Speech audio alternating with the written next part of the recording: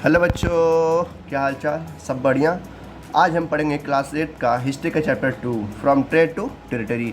ये चैप्टर बड़ा है, ठीक है, लेकिन बहुत ही मज़ेदार है। हम ऐसे ऐसे हीरो के बारे में पढ़ेंगे जो हमारे इतिहास में काफ़ी ज़्यादा इंपॉर्टेंट भूमिका निभाए हैं, यानी कि महत्वपूर्ण भूमिका निभाए हैं। ये हमारे लिए, जिससे हमारे आज़ादी के लिए काफ़ी बेहतरीन लड़ाइयाँ लड़ी हैं हमारे देश के, हमारे भारत के लिए। तो ये जानना हमारे लिए बहुत ज़रूरी है और बहुत ही अच्छे तरीके से हम पढ़ेंगे इसमें, ठीक है। जैसे कौन कौन हीरोज़ हैं जो हमारे आज़ादी के लिए लड़े हैं। टीपू सुल्तान हो गए, ठीक है।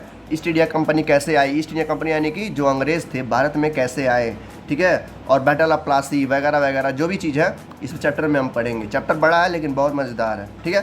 तो चलिए बिना फालतू के टाइम वेस्ट किए हम शुरू करते हैं, ठीक है। तो पहला टॉपिक आता है हमारा औरंगजेब के ऊपर। औरंगजेब यानी कि एक कौन था? ये एक राजा था जो कि इंडिया में राज कर रहा था। चलिए देखते हैं। कह रहा है यहाँ पर जो मुग़ल एम्परर था ना, ठीक है, उसका सबसे जो लास्ट राजा था वो यही था, औरंगजेब ही। इसके पहले जो अकबर वगैरह थे वो सारे मारे गए थे या मर गए थे। तो इस एम्परर का यानी कि मुग़ल एम्परर का सबसे आखिरी और सबसे पावरफुल राजा कौन था? औरंगजेब था। औरंगजेब काफ़ी ज़्यादा पावरफुल था, कई राज्यों पे क्या करते ऑक्युपाइड कर लिया था, यानी कि हथिया लिया था, ठीक है। देखो वही चीज़ लिखा भी है कि he establish control over a large part of the India, यानी कि भारत के बड़े हिस्से पे इसने ऑक्युपाई कर लिया, यानी कि राज कर रहा था और बहुत ही बेरहम राजा था, ठीक है। अकबर से भी खराब राजा था औरंगजेब, इसीलिए इसका इतिहास में बहुत भी बेकार तरीके से जिक्र किया गया है, क्योंकि ये बेकार राजा और बहुत ही दुष्ट राजा था।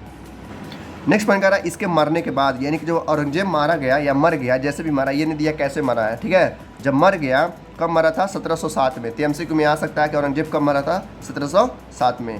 कह रहा उसके मरने के बाद जितने भी इसके गवर्नर थे, यानी कि इसके अंडर में जितने भी गवर्नर थे, जिसे हम क्या कहते हैं हिंदी भाषा में उसको सूबेदार करते हैं, और बड़े बड़े ज़मींदार यानी कि सूबेदार और बड़े बड़े ज़मींदार जो थे, जब ये मर गया तो अपना एक छोटा छोटा राज्य बनाने लगे। जैसे ये भारत पे कई बड़े बड़े हिस्से पे राज करता था, जैसे मान लेते हैं भारत है ना, तो भारत के कई बड़े हिस्सों पे ये राज करता था। जब ये मारा गया तो कई सारे राज्य बचे हैं, दिल्ली हो गया, मुंबई हो गया, क्या बोलते हैं उत्तर प्रदेश हो गया, ठीक है, बिहार हो गया, पंजाब हो गया, ठीक है, मध्य प्रदेश हो गया।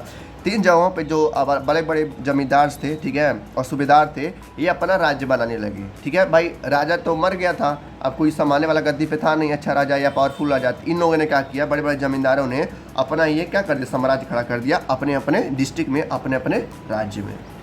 नेक्स्ट पॉइंट कह रहा है कि जैसे जैसे ये छोटे छोटे राज्य जो है पावरफुल किंगडम्स उभरते गए हैं, वैसे ही पूरे भारत में ही ऐसे होता गया। तो वहाँ पे एग्जांपल दिया है दिल्ली का, लिखा है ना, as powerful regional kingdoms emerge in various part of the India, यानी कि भारत के कई सारे हिस्सों में जहाँ जहाँ पर इसका राज था औरंगजेब का, जब वो मरा तो वहाँ जो बड़े बड़े जमींदार जो बड़े बड़े सूबेदार थे वो अपना एक किंगडम बनाने लगे, एक राज्य बनाने लगे, और वो राज्य काफ़ी ज़्यादा पावरफुल हो गया था, यानी कि अपने राज्य में, यानी कि अपने डिस्ट्रिक्ट में वो लोग राज करने लगे, बाहर नहीं जाते थे। कौन? सूबेदार और जमींदार से। पहले किसके अंडर में काम करते थे ये लोग? औरंगजेब के अंडर में, ठीक है। और उस समय में जब औरंगजेब राज कर रहा था, जब जिंदा था, उस समय में उसका जो कहते थे कैपिटल, यानी कि राजधानी जो था वो क्या था? दिल्ली था। लेकिन इसके मरने के बाद दिल्ली अब कोई काम का नहीं रह गया, क्योंकि दिल्ली में भी अब कोई राज नहीं कर रहा था। अब वहाँ के जो लोकल लोग थे वो लोग राज कर रहे थे इसके मरने के बाद, यानी कि औरंगजेब के मरने के बाद। कब मरा था? 1707 में। अब आते हैं अगले पैराग्राफ में। जैसे ये मारा, ठीक है, इसके मरने के बाद कह रहा है 80 सेंचुरी में, यानी कि वही 1707 के बाद से कहानी शुरू होती है। जैसे अंग्रेज मरता है, यानी सॉरी औरंगजेब मरता है, वैसे ही शुरू होता है आगमन। किसका आगमन? ईस्ट इंडिया कंपनी का, यानी कि अंग्रेजों का। तभी वो आए थे भारत में राज करने। जब ये मरा था जब ये क्यों बहुत ज़्यादा पावरफुल था, किसी को अपन राज में घुसने नहीं देता था। जैसे ये मरा, जब अंग्रेजों को पता चला कि हाँ भाई भारत में जो पावरफुल राजा था वो मर गया है, तो वो लोग आना शुरू किए। तो वही लिखा है कि by the second half of the century new power was emerging, यानी कि नया पावर इमर्ज हो रहा था, यानी कि उभर रहा था, ठीक है। कौन सा था वो? ब्रिटिश थी, यानी कि ईस्ट इंडिया कंपनी। वो कहाँ से आए थे लोग? ईस्ट से आए थे, ठीक है, इसलिए उसको ईस्ट इंडिया कंपनी बोला जाता है, यानी कि अंग्रेज आए थे। अब बोला कि अब जानते हैं कि वो कब आए थे, कैसे आए थे, कैसे क्या पूरे भारत को ऑक्युपाई किया उन लोगों ने, सारा चीज़ हम आगे देखेंगे, ठीक है। यहाँ पर एक दिया गया इमेज दिया गया है, इमेज को यहाँ पर क्या किया गया, एक्सप्लेन किया गया है। सिंपल सा मैं बता देता हूँ। कह रहा जब ये राज कर रहा था, कौन? औरंगजेब, ठीक है, अपने टाइम पे जब जिंदा था वो, तो ये लोग नहीं आए थे, अंग्रेज लोग नहीं आए थे। लेकिन इसके जाने के बाद क्या हुआ था, जो मेन पावरफुल राजा था वो तो मर गया, औरंगजेब मर गया, तो अंग्रेज लोग आने लगे। तो वहीं पर एक और राजा थे, आप लोगों ने नाम सुना होगा शायद, जिसका नाम था बहादुर शाह जफर। वो राज कर रहे थे कब? 1857 के आसपास उन लोगों का किंगडम था, जैसे मैंने बताया ना छोटे छोटे राज्य में। तो यही उस तरह के ये भी थे बहादुर शाह जफर। तो जब अंग्रेज आए तो बहादुर शाह जफर ने उनसे क्या किया, युद्ध किया, यानी कि कोल्ड वार किया। ठीक है, कोल्ड वार यानी कि कभी वो गोली चलाते थे, कभी ये गोली चलाते थे, मतलब पूरी तरह से वार नहीं चल रहा था, हल्का हल्का बस छोटी छोटी विद्रोह हो रहा था, यानी कि छोटे छोटे युद्ध हो रहे थे। तो उसी मतलब युद्ध में इनके 2 बेटे थे, ठीक है, वो उसमें मारे गए थे बहादुर शाह जफर के।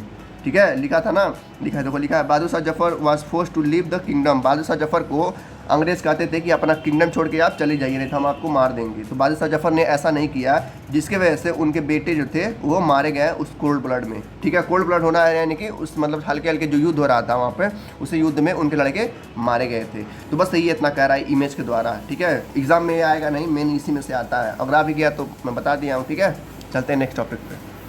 तो हमारा अगला टॉपिक आता है ईस्ट इंडिया कंपनी, यानी कि अंग्रेज। लिखा है ना, east India company comes east, यानी कहाँ से आए थे, ईस्ट से आए थे। जैसे हमारा ये जो भारत है ना, इस तरीके से डिवाइड है। ठीक है, ये है नॉर्थ, ये है साउथ, ये है ईस्ट और ये है वेस्ट। तो इधर ही से लोग आए थे कलकत्ता की तरफ से। ठीक है, देखो यहाँ से कैल्टन घूमते घामते यहाँ तक आए थे, फिर इधर गए। देखते देखते ये जो अंग्रेज थे पूरी दुनिया पे राज करने लग रहे थे। कब, 70वीं सेंचुरी में, यानी कि 80 सेंचुरी के आसपास। ठीक है, 70 सेंचुरी और 80 सेंचुरी के बीच में पूरे देश में ये लोग क्या करने लगे, राज करने लगे। ठीक है, तो वैसे ही इंडिया में भी आए थे। अब इनके बारे में हम पढ़ेंगे। देखो इसमें कह रहा है कि किस समय में, इन 1600, यानी कि 1600 में, जिससे चलता है ना 2002, 2003, 2020, तो वैसे ही 1600 भी था उस समय में, यानी कि 70 सेंचुरी में। ठीक है, कह रहा है ईस्ट इंडिया कंपनी ट्रेडिंग में, यानी कि बिजनेस में वो लोग बहुत विश्वास रखते थे, और बिजनेस के जरिए वो लोग क्या करते थे, देश में जाते थे, और जो सा देश उनको कमज़ोर दिखता था वहीं पर लोग अपना डेरा डबा लेते थे। डेरा यानी कि अपना कह सकते हैं कि वहाँ पर ऑक्यूपाई कर लेते थे उस राज्य को, और वहीं पर लगते थे राज्य करने। ठीक है, इस तरीके से वो लोग जाते थे बिजनेस करने, जो देश कमज़ोर रहता था वहीं पर लोग डेरा डाल देते थे अपना। ठीक है, तो ऐसे ही कह रहा है कि ईस्ट इंडिया में भी ऐसे आए थे, जब औरंगजेब मारा गया था या मर गया था, तो ईस्ट इंडिया कंपनी आई थी भारत में क्या करने, बिजनेस करने। किसका बिजनेस करने, कपड़ा वगैरह का, यानी कि टेक्सटाइल का। ठीक है, टेक्सटाइल को कहते हैं कपड़ा वगैरह का। तो एलिजाबेथ उसमें की क्या थी, क्वीन थी इंग्लैंड की, वही भेजी थी कि जाओ ईस्ट में जाओ, ईस्ट यानी कि इंडिया में जाओ। और वो लोग अमेरिका में रहते थे, तो उन्होंने कहाँ भेजा, ईस्ट में भेजा कि जाओ ईस्ट में देखो क्या होता है, क्या बिजनेस कैसे क्या होता है, वहाँ पर देश है, कई सारे देश हैं, जाओ वहाँ पर बिजनेस करो। तो वो लोग आए, या जब इंडिया में आए तो उन्होंने देखा कि इंडिया में कई सारी दिक्कतें हैं। ठीक है, इसमें इंडिया उस समय क्या थी, कमज़ोर थी, क्योंकि उसमें का राजा जो था, मेन राजा मारा गया था, औरंगजेब। ठीक है, मर गया था, जिसके वजह से इनको क्या मिला, एक पावरफुल तरीका मिला भारत पर राज करने का। तो उन लोगों ने क्या किया, आए थे 100-200, लेकिन जब इनको पता चला कि हाँ इसमें भारत कमज़ोर पे है, यानी कि इसमें भारत वीकनेस पे है अपनी, तो उन लोगों ने क्या किया, पूरा का पूरा अपना टोली ही बुला लिया इंग्लैंड से। ठीक है, जिसकी वजह से धीरे धीरे करके आने वाले 10-20-15 सालों में उन्होंने पूरे भारत पे क्या कर लिया, ऑक्यूपाई कर लिया। और आए थे क्या करने, बस बिजनेस करने, लेकिन बिजनेस के हिसाब से छोड़ के बस उसको ऑक्यूपाई कर लिए पूरे भारत को। कौन, ब्रिटिश वाले। और किसकी अंडर में आए थे वो लोग, क्वीन एलिजाबेथ, उसमें की रानी थी, कहाँ की, इंग्लैंड की। तो वही बोल रहा, सब अंग्रेजी में लिखा हुआ है, मैंने शॉर्ट में बता दिया है। ठीक है, तो वो लोग आए थे किसके ऑर्डर पे, क्वीन एलिजाबेथ 1 पे। जैसे क्वीन एलिजाबेथ कई हुई हैं, क्वीन एलिजाबेथ 2 हुई हैं, एलिजाबेथ 3 है, एलिजाबेथ 4 है। तो एलिजाबेथ 1 थी जो उनको भेजी थी कहाँ पर, इंडिया में, कि जाओ देखो बिजनेस वगैरह करो। लेकिन वो लोग आए थे तो बिजनेस करने, लोगों को जब पता चला कि इंडिया इसमें कमज़ोर थी, तो उन लोगों ने क्या किया, उसका फ़ायदा उठाया। देखो यहाँ कई चीज़ें दिक्कतें थी, जैसे भारत में कई सारे धर्म थे उस समय में। ठीक है, जो अंग्रेज थे उस समय में धर्म का फ़ायदा उठा के लोगों के बीच में क्या कर दिए, फूट डाल दिए, जिसमें से लोग आपस में लड़ने लगे। ठीक है, जो राजा थे, जो जिस राज्य को संभाल रहे थे, उस राजा ने क्या किया, आपस में क्या कर दिया लड़वा दिया, जिसकी वजह से जो राजा था हार जाता था और उस राज्य पे ऑक्यूपाई कर लेते थे ये लोग, अंग्रेज लोग। इस तरीके से वो लोग क्या कर दिए, जाति वगैरह का, धर्म वगैरह का फ़ायदा उठाते गए और राज करते रह गए। वैसे ही अभी भी होता है, जो बड़े बड़े पॉलिटिशियन हैं, जो बड़े बड़े नेता हैं, पीएम वगैरह, सीएम वगैरह हैं, अभी भी लोग वही करते हैं, जाति का, धर्म का फ़ायदा उठा के लोग अपना वोटिंग भी तोड़ते हैं। और जो यहाँ की जनता है, बेवकूफ़ जनता है, वो मान भी लेती है। वो कभी नहीं पूछती कि इंडिया में जो काम होने वाला है वो क्या होगा, आपका मुद्दा क्या होगा, कि क्या आप जीतने के बाद क्या काम करेंगे, ये नहीं पूछते हैं लोग। ये पूछते हैं कि आप कहाँ मंदिर बनवाएंगे। ठीक है, मंदिर जरूरी इन लोग के लिए, हॉस्पिटल, अनाथ आश्रम, ये सब जरूरी नहीं है, रोड वगैरह जरूरी नहीं है। इन लोग के लिए क्या जरूरी है, धर्म जरूरी है, और जाति वगैरह धर्म है, और इसी का वो लोग फ़ायदा उठाते हैं, जो पहले भी उठाते थे और अभी भी उठा रहे हैं। ये सब तो बात की बात है, छोड़ते हैं, अपने टॉपिक पे आते हैं। नेक्स्ट पॉइंट कर रहा है, जब अंग्रेज आए थे वो किस रास्ते आए थे, वो समुद्री रास्ते आए थे, नहीं समुद्र के रास्ते आए थे भाई। उधर तो ऊपर चाइना वगैरह है, रसिया है, तो उधर से नहीं आए थे लोग, समुद्र रास्ते आए थे, ठीक है। जब वो भारत में आए, जब उन्होंने बिजनेस करना शुरू किया तो देखा उन लोगों ने यहाँ पे जो सामानें हैं, ठीक है, वो काफ़ी ज़्यादा सस्ती हैं। सस्ता यानी काफ़ी ज़्यादा चीप रेट है। देखा अब दिखा ना, वो ओशियन के जरिए आए थे, यानी कि समुद्रों के महासागरों के जरिए आए थे। जब इस ज़मीन पे आए, जब यानी कि जब भारत में आए, तो उन्होंने जब सामानों को खरीदा, यानी कि बाई किया गुड्स को, गुड्स यानी कि सामान होता है, ठीक है, तो काफ़ी सस्ते थे, यानी कि चीप प्राइस थे। जैसे मान लेते हैं जब इंग्लैंड में वो लोग चीज़ खरीदते हैं, जैसे मान लेते हैं इंग्लैंड में उन्होंने क्या खरीदा, एक कोल्ड ड्रिंक खरीदा, तो कोल्ड ड्रिंक उसको वहाँ पर 50 रुपये का मिला। वही कोल्ड ड्रिंक जब भारत में खरीद रहे हैं तो वही कोल्ड ड्रिंक 10 रुपये में मिल रहा है, तो 40 रुपये का अंतर है। तो उन्होंने देखा कि यहाँ तो सामान बहुत ज़्यादा सस्ता है और यहाँ की जो इंडियन जनता है बेवकूफ़ है, यानी कि हम इसको आसानी से बेवकूफ़ बना सकते हैं। तो वो लोग क्या किए, बेवकूफ़ बनाते गए, राज करते गए, करते करते करते करते पूरे भारत पे उन्होंने अपना डेरा जमा लिया और लगभग 400 सालों तक उन्होंने राज किया, यानी कि पूरी तरह से भारत को लूट के खडोल के ले चले गए। इसलिए पहले भारत को क्या कहा जाता, सोने की चिड़िया कहा जाता था। लेकिन अब क्या है, अब कुछ नहीं बचा है, मतलब बचा है लेकिन पहले इतना अमीर नहीं है भारत, ठीक है। पहले भारत में डायमंड था, सोना वगैरह भरा पड़ा था, मतलब हर मंदिरों में सोना, इतना ज़्यादा सोना था कि लोग, मतलब जो बाहर से लोग आते थे, ठीक है, जैसे अंग्रेज हो गए, कोई राजा वगैरह हो गया, तो लूट लेते थे लोग, फिर भी सोना क्या था, भर जाता था, यानी कि पूरी तरह से सोने की चिड़िया थी हमारा भारत। लेकिन इन लोग के आने के बाद क्या हुआ, पूरी तरह से लूट के लेके चले गए। कौन, ईस्ट इंडिया कंपनी, यानी कि अंग्रेज़ लोग। नेक्स्ट पॉइंट कह रहा है, जब वो लोग सामानों को खरीदते थे, कब, मतलब सबसे सस्ता वाला पे, जैसे मान लेते कोल्ड ड्रिंक, मैंने एग्जांपल लिया था, तो वो लोग क्या करते थे, यहाँ से 10 रुपये कोल्ड ड्रिंक खरीदते थे और इंग्लैंड में जाके उसको 50 रुपये का बेच देते थे, तो उनको क्या 40 रुपये का फ़ायदा होता था, ठीक है। इस तरीके से उन लोगों ने क्या किया, सामान खरीदते गए खरीदते गए खरीदते गए और अपना डेरा जमाते गए और एक टाइम ऐसा आया जिसकी वजह से पूरे भारत को उन्होंने क्या किया, अपने अंडर में ले लिया, यानी कि अपने कंट्रोल में ले लिया। कौन, ये कंपनी। तो वही कह रहा है कि सामान को सस्ते में खरीदते थे और कैरी करके उसको अपने देश में, यानी कि इंग्लैंड या यूरोप में जाके बेच देते थे हाई प्राइसेस पे, यानी कि महंगे दामों पे, ठीक है। इस तरीके से वो लोग बिजनेस करते थे, जैसे मैंने कोल्ड ड्रिंक का एग्जांपल दिया था, ठीक है। ऐसे ही सारे सामानों में करते थे, कपड़ों में, गहनों में, सोना में, हर चीज़ में, ठीक है। यहाँ एक वर्ड आया है मर्चेंटाइल, ठीक है, यहाँ पर इसका डिफिनीसन दिया है। डिफिनीसन क्या होता है, यही होता है जिसे मैंने पढ़ाया ना, जो इसका मतलब वही है कि एक बिजनेसमैन रहेगा, यानी कि एक इंसान रहेगा जो सस्ते सामानों को खरीदेगा और महंगे सामान में उसको बेच देगा। तो वही लोग करते थे, कोल्ड ड्रिंक 10 रुपये में खरीदते थे और 50 रुपये में जाके इंग्लैंड में बेच देते थे। तो वही यहाँ पर उसी को कहते हैं मर्चेंटाइल, यानी कि एक ऐसा बिजनेस, ठीक है, एक ऐसा बिजनेसमैन जो सामान को सस्ते चीज़ों पे खरीदे और उसको कहाँ बेच दे, हाई प्राइस पे। तो वही कह रहा है बाइंग गुड्स चीप, यानी कि सस्ते सामानों पे, सस्ते चीज़ों पे खरीदते हैं और महंगे चीज़ों में उसको बेच दे, तो उसी को कहते हैं क्या, मर्चेंटाइल, ठीक है। ये वन वर्ड में नहीं आता है, एमसीक्यू में आएगा कि मर्चेंटाइल का मतलब क्या होता है, तो आप लोग बता सकते हैं। अगला हमारा पैराग्राफ कहता है, जब ये लोगों को पता चला, यानी कि भारत के अलावा जो देश थे, जैसे चाइना, अमेरिका, अफ्रीका, ठीक है, इंग्लैंड, ऑस्ट्रेलिया जो थे, वहाँ पे भी जो ऑस्ट्रेलिया, यानी कि जो वहाँ पे भी ये लोग थे, कौन लोग, ईस्ट इंडिया कंपनी थी, ठीक है, ईस्ट कंपनी थी, यानी कि अंग्रेज़ लोग थे। जब उनको पता चला कि भारत में तो खजाना छुपा है, ठीक है, भारत के जो बिजनेसमैन है वो क्या कर रहे हैं, सस्ती चीज़ों को 10 रुपये ला के 50 रुपये बेच रहे हैं, तो इससे देखा देखी करके और लोग भी आए, यानी कि और भी ज़्यादा भी कौन आए, अंग्रेज़ आए और भी कई कंट्री के लोग आए। जैसे यहाँ पर दिया है कि देखा देखी, यानी कि जो अंग्रेज आए थे पहले, उनका देखा देखी करके और ज़्यादा कौन आए, यूरोपियंस पावर्स आई, दिखा ना, अदर यूरोपियंस पावर इंटर की इंडिया में, और वो भी और ज़्यादा क्या करने लगी, सामानों को खरीद के बेचने लगी। फिर इनका देखिए देखा अफ्रीका से लोग आए, अफ्रीका यानी कि साउथ अफ्रीका जो है, ये वाला हमारा पार्ट है, दिख रहा होगा। यहाँ के जो कुछ बिजनेसमैन थे, यहाँ भी इसको छोड़ के कहाँ चले आए, इंडिया में चले आए अपने सामानों को बढ़ाने के लिए। फिर उसका देखिए देखा क्या, जो ये लोग थे, कौन लोग, पुर्तगीज़ लोग, ये भी लोग आते गए। ये लोग कहाँ पर आए थे, गोवा में आए थे। गोवा जो हमारा ना है भारत में, साउथ की तरफ गोवा है, ये लोग वहाँ पर आए थे। तो वो भी लोग क्या करने लगे, राज करने लगे पुर्तगीज़ लोग। फिर और ज़्यादा लोग आए, जैसे कौन आया था, वास्को डिगामा, आप लोगों ने नाम सुना होगा इनका। वास्को डिगामा एक रास्ता को खोजने वाले कहते थे साइंटिस्ट थे, ठीक है, समुद्री रास्तों को खोजने वाले थे। जो वास्को डिगामा थे वो कहीं और जा रहे थे, ठीक है, लेकिन घूमते घूमते कहाँ पर आ गए, वो इंडिया में आ गए। कहाँ पर आए थे, गोवा में। तो वही लिखा है कि वास्को डिगामा और पुर्तगीज़ एक्सप्लोरर, यानी कि वो रास्ता खोजने वाले एक साइंटिस्ट थे, लेकिन उन्होंने क्या खोज दिया, भारत का रास्ता खोल दिया समुद्र के जरिए थे, जिसकी वजह से क्या हुआ, और ज़्यादा अंग्रेज आने लगे, ठीक है। यहाँ पे देखो रास्ता दिया गया है, यहाँ से चले थे, ऐसे घूमते घामते कहाँ पर चले आए, गोवा में चले आए भारत में। तो जिस वजह से एक और रास्ता पता चल गया इंडिया में आने का, तो और ज़्यादा पुर्तगीज़, और ज़्यादा अंग्रेज़, और ज़्यादा लोग क्या आने लगे भारत में बिजनेस करने के लिए, क्योंकि यहाँ सामान बहुत ज़्यादा सस्ता मिलता था और उसको लेके कहीं और ज़्यादा ला जाके बेच देते थे लोग। फिर देखो पुर्तगीज़ तो हो गया, पुर्तगीज़ के अलावा डच लोग आए थे, डच भी लोग होते हैं, ठीक है, डच की कंट्री है, तो वहाँ से भी लोग आने लगे इसी इंडियन ओशन के जरिए, यानी कि महासागरों के रास्तों के जरिए। धीरे धीरे क्या हुआ, पूरी तरह से भारत एक बिजनेस का मेला बन गया, जहाँ से लोग आते थे, भारत की चीज़ों को लूटते थे, मार पीट के लूटते थे या खरीदते थे सस्ते चीज़ों में और ला के दूसरे देशों में बेच देते थे। धीरे धीरे देखा देखी करके पूरे भारत में एक बिजनेसमैन चलने लगा, यानी कि बिजनेस चलने लगा। पूरे दुनिया के छोड़ के जो पूरी दुनिया के जो लोग थे, जो पूरी दुनिया के बिजनेसमैन थी, वो सारा कहाँ पर आ गई थी? भारत में। तो यहाँ पर बताया गया है कैसे अंग्रेज़ लोग आए, पुर्तगीज़ लोग आए, डच लोग आए, ठीक है, अफ्रीका के लोग आए, और कौन लोग आए? वास्को डी गामा आया। कब आया था वास्को डी गामा? 1998 में, 1498 में। इसको याद रखिए, MCQ में आता है हमेशा, ठीक है। वास्को डी गामा इंडिया में कब आया था? 1498, यानी कि 1500 के आसपास, ठीक है। इसको याद रखिएगा, 1998।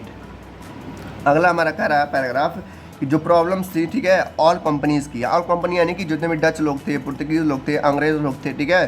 जब लोग आने लगे तो उन लोगों का जो इंटरेस्ट था, यानी कि इंटरेस्ट जानते हैं ना आप लोग, उनका मन बहकने लगा इंडिया में कि भाई हम इंडिया को छोड़ के नहीं जाने वाले हैं। तो कई लोग थे, ठीक है, तो 4 लोग हो गए थे, 4 यानी कि 4-5 लोग, 4-5 कंपनी हो गई थी जो भारत में आके सामान को खरीद रही थी और दूसरे देश में जाके बेच रही थी, ठीक है। तो एक ही सामान खरीदते थे क्योंकि एक ही सामान वहाँ का फेमस था। क्या था वहाँ का फेमस?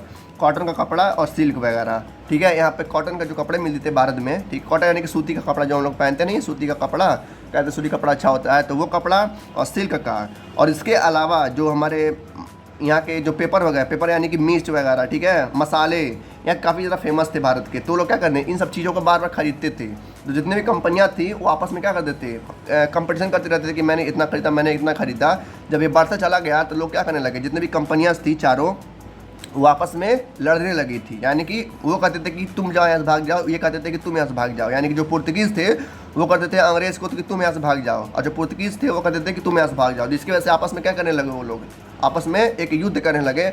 जब समुद्री के रास्ते जब आते थे लोग, ठीक है, जब यहाँ से पुर्तगीज़ और अंग्रेज़ लोग आते थे तो आपस में एक दूसरे का जो शिप्स था, यानी कि जो उनका नाव था, वो आपस में बंदूक से मार के ख़त्म कर देते ताकि वहाँ तक, इंडिया तक पहुँच ना पाए और इंडिया में हम ही बस जाएँ और हम ही बस वहाँ से सामान खरीदें और बेचें और हमारा फ़ायदा हो, ठीक है। तो इस तरीके से सारी कंपनियां आपस में क्या करने लगी, लड़ने लगी, और लड़ते लड़ते एक दूसरे को लोग मारने लगे ताकि अगला जो है इंडिया तक ना पहुंच पाए और वहाँ का सामान ना खरीद पाए, बस हम ही पहुँचे और हमारा ही फ़ायदा हो, ठीक है। तो इस तरीके से जितनी भी कंपनीज थी वो आती गई और एक दूसरे को मारती गई, ठीक है। कौन? अंग्रेज़ लोग, ठीक है। अंग्रेज़ लोग पुर्तगीज़ को मारते थे, पुर्तगीज़ लोग अंग्रेज़ को मारते थे, डच लोग पुर्तगीज़ को मारते थे, अंग्रेज़ लोग पुर्तगीज़ को, डच को मारते थे। इस तरीके से नहीं होता है, जैसे कोई मान लो पैसा वगैरह गिरा होता है तो 3-4 दोस्त होते हैं, उस पैसे को पाने के लिए आपस में क्या करते हैं, लड़ते हैं ना। तो इस तरह से ये भी लोग कंपनियाँ रहती आपस में लड़ती रहती थी, ठीक है। तो वही यहाँ पर लिखा है कि तो पुरानी जो सारी कंपनियाँ थी वो एक ही चीज़ बाई करते थे, सिल्क और कॉपर, ठीक है। और जो मसाले वगैरह थे वो भी। तो जब रास्ते में आते थे समुद्र के जरिए तो आपस में क्या करने लगते थे, बैटल करने, यानी कि युद्ध करने लगते थे, और एक दूसरे का जो शिप था वो ब्लॉक कर देते, यानी कि तबाह कर देते थे समुद्र में ही, ठीक है, ताकि वो भारत तक ना पहुंच पाए और सामानों को ना खरीद पाए, ताकि हम सामान को खरीदें और हम ही बेचें और हम ही को फ़ायदा हो, ठीक है। फिर कह रहा है कि अगला पॉइंट कि बाद में जब इन लोगों को पता चला कि हाँ भाई हमको बहुत ज़्यादा नुकसान हो रहा है, यानी कि अंग्रेज़ों को भी नुकसान हो रहा है और पुर्तगीज़ को भी नुकसान हो रहा है, साथ ही साथ डच को भी नुकसान हो रहा है आपस में लड़ने से। तीनों ने एक क्या निकाला, एक बिजनेस निकाला, एक आइडिया निकाला कि भारत में जैसे तो क्या करो, तो साउथ वाला पार्ट तुम्हारा है, यानी कि जैसे मान लेते हैं भारत है, ठीक है, तो साउथ वाला पार्ट तुम्हारा हो गया, यानी कि किसका, डच लोगों का, और ये वाला पार्ट यानी कि पूरा ईस्ट वाला पार्ट किसका हो गया, ईस्ट इंडिया कंपनी का हो गया, यानी कि अंग्रेज हो गया। और बाकी जो वेस्ट वाला पार्ट है वो कौन रख ले, डच वाले रख ले। तो इस तरीके से उन्होंने साझेदारी की और भारत के लोगों पर राज किया, तीनों कंपनी मिलकर लगभग 400 सालों तक इन्होंने राज किया था। पूरी तरह से भारत को लूट लिया था इन लोगों ने, डच लोगों ने, पुर्तगीज़ लोगों ने और ईस्ट इंडिया कंपनी ने की, अंग्रेज़ लोगों ने। सबसे ज़्यादा अंग्रेज़ लेते क्योंकि वो ज़्यादा समझदार थे, यानी कि ज़्यादा बुद्धिमान थे, ज़्यादा पढ़े लिखे थे। अब उन्हीं के बारे में पढ़ना है हमको कि ईस्ट इंडिया कंपनी कैसे बंगाल में शुरू हुआ। मैंने बोला ना कि ईस्ट इंडिया कंपनी ईस्ट में शुरू हुई थी, इस तरीके से उन्होंने कैसे शुरू किया, कैसे अपना बिजनेस बढ़ाया, वो आप देखेंगे। कह रहा जो अंग्रेज़ थे, अब अंग्रेज़ों के बारे में हम पढ़ेंगे, बाकी जो पुर्तगीज़ और डच है उनके बारे में बाद में पढ़ेंगे, ठीक है। तो अंग्रेज़ के बारे में पढ़ते हैं, यानी कि ईस्ट इंडिया कंपनी में, ईस्ट इंडिया कंपनी यानी कि बंगाल में, ठीक है। तो कह रहा बंगाल में पहली बार इन्होंने एक फैक्ट्री बैठाया, कहाँ पर, एक वहाँ पर बंगाल में एक बहती है, क्या बहती है, एक बहती है हुगली नदी, ठीक है।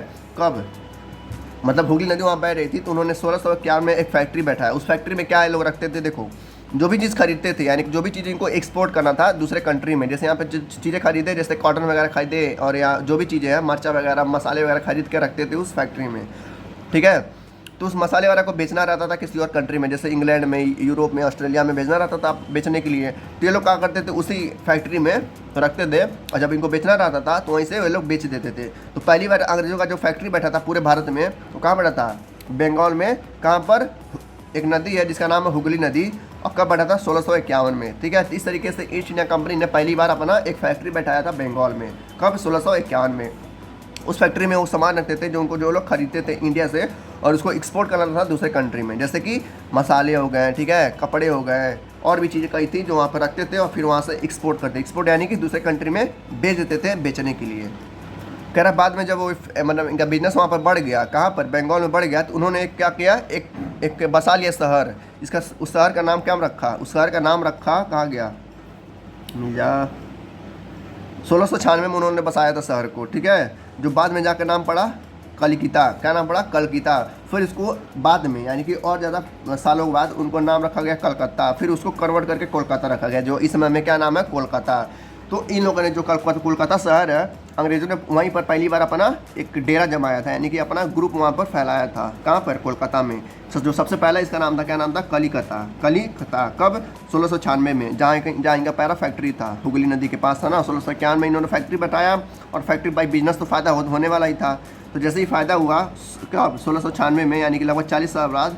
ठीक है, तो 40 साल बाद उन्होंने एक शहर बसा लिया वहाँ पर अंग्रेज़ों का, बस वहाँ अंग्रेज ही रहते थे, जिसका नाम था कलिकता। ठीक है, तो कलिकता को बाद में कन्वर्ट करके कलकत्ता, फिर कलकत्ता से कोलकाता कर दिया गया। अब आजकल क्या कहते हैं, कोलकाता के नाम से चला जाता है। कह रहा उस समय में एक राजा था जिसका नाम है औरंगजेब। हमने पढ़ा ना, इसका डेथ कब हुआ था, 1707 में। लेकिन ये बात कब की है, 1651 में, यानी कि लगभग 50 साल पहले की बात है। तो अंग्रेज जब था उस समय में, तो अंग्रेज क्या किया, वहाँ से हिस्सा मांगा कि भाई आप लोग बिजनेस कर रहे हैं तो मुझे वहाँ पर हिस्सा चाहिए। ठीक है, तभी मैं आपको वहाँ पर बिजनेस करने दूंगा। ठीक है, तो अंग्रेज़ों ने कहा ठीक है भाई इनको अगर 1000 करोड़ का फ़ायदा हो रहा था और बस 100 करोड़ देना था इसको, औरंगजेब को क्या दिक्कत है, दे लो तुम 100 करोड़, हमारे पास तो फ़ायदा ही फ़ायदा हमारे पास। तो इस तरीके से औरंगजेब ने क्या मांगा, उससे हिस्सा मांगा, और अंग्रेज़ लोग और अच्छे से अपना बिजनेस करते गए भारत में।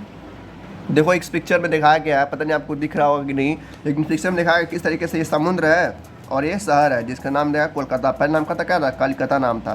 तेज से लोग सामानों को एक्सपोर्ट करते थे, यानी कि दूसरे देश में बेचते थे समुद्रों के जरिए। ठीक है, तो यह पिक्चर में दिखाया गया है। अगला टॉपिक है हमारा how trade to lead battles, यानी कि उस बिजनेस की वजह से कैसे लोगों के बीच में बैटल्स होने शुरू हो गए। बैटल्स यानी कि एक कह सकते हैं एक युद्ध होना शुरू हो गया दोनों की कंपनी के बीच में। कैसे हुआ जानते हैं। देखो हमने अभी पढ़ा कि जब औरंगजेब जिंदा था तब ये बात मतलब जो युद्ध थी उसमें नहीं हो रही थी, क्योंकि औरंगजेब को लोग क्या दे रहे थे, पैसा दे रहे थे, लोग 100 करोड़ रुपया दे रहे थे चुप रहने के लिए। ठीक है, लेकिन जैसे ही औरंगजेब का डेथ हुआ, यानी कि डेथ ऑफ औरंगजेब कब हुआ था, 1707 में हुआ था ना।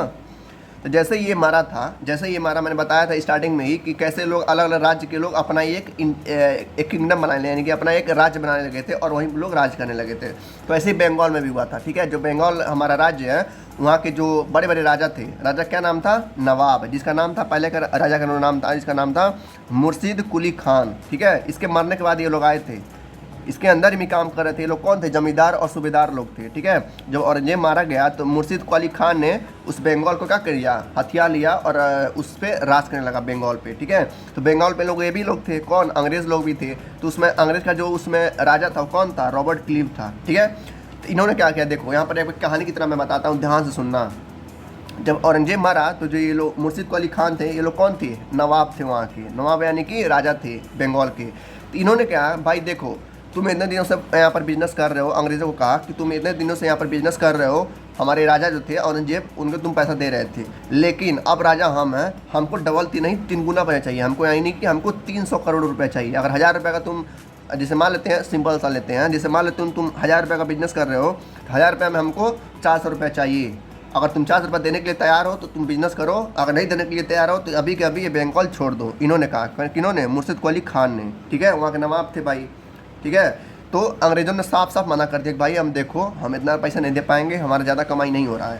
तो इन्होंने क्या किया, कहा कि अगर 400 रुपये नहीं दे सकते 1000 रुपये में, तुम अभी के अभी छोड़ के चले जाओ, नहीं तो बहुत बड़ा एक दंगा पंगा हो जाएगा। ठीक है, जिसकी वजह से कई लोगों की जानें चली जाएंगी। तो अंग्रेज़ों ने कहा ठीक है, हम पैसा नहीं देंगे लेकिन हम युद्ध करेंगे, अगर आपको हरा दिए तो भाई पूरा हमारा है, 1 रुपया नहीं देना पड़ेगा।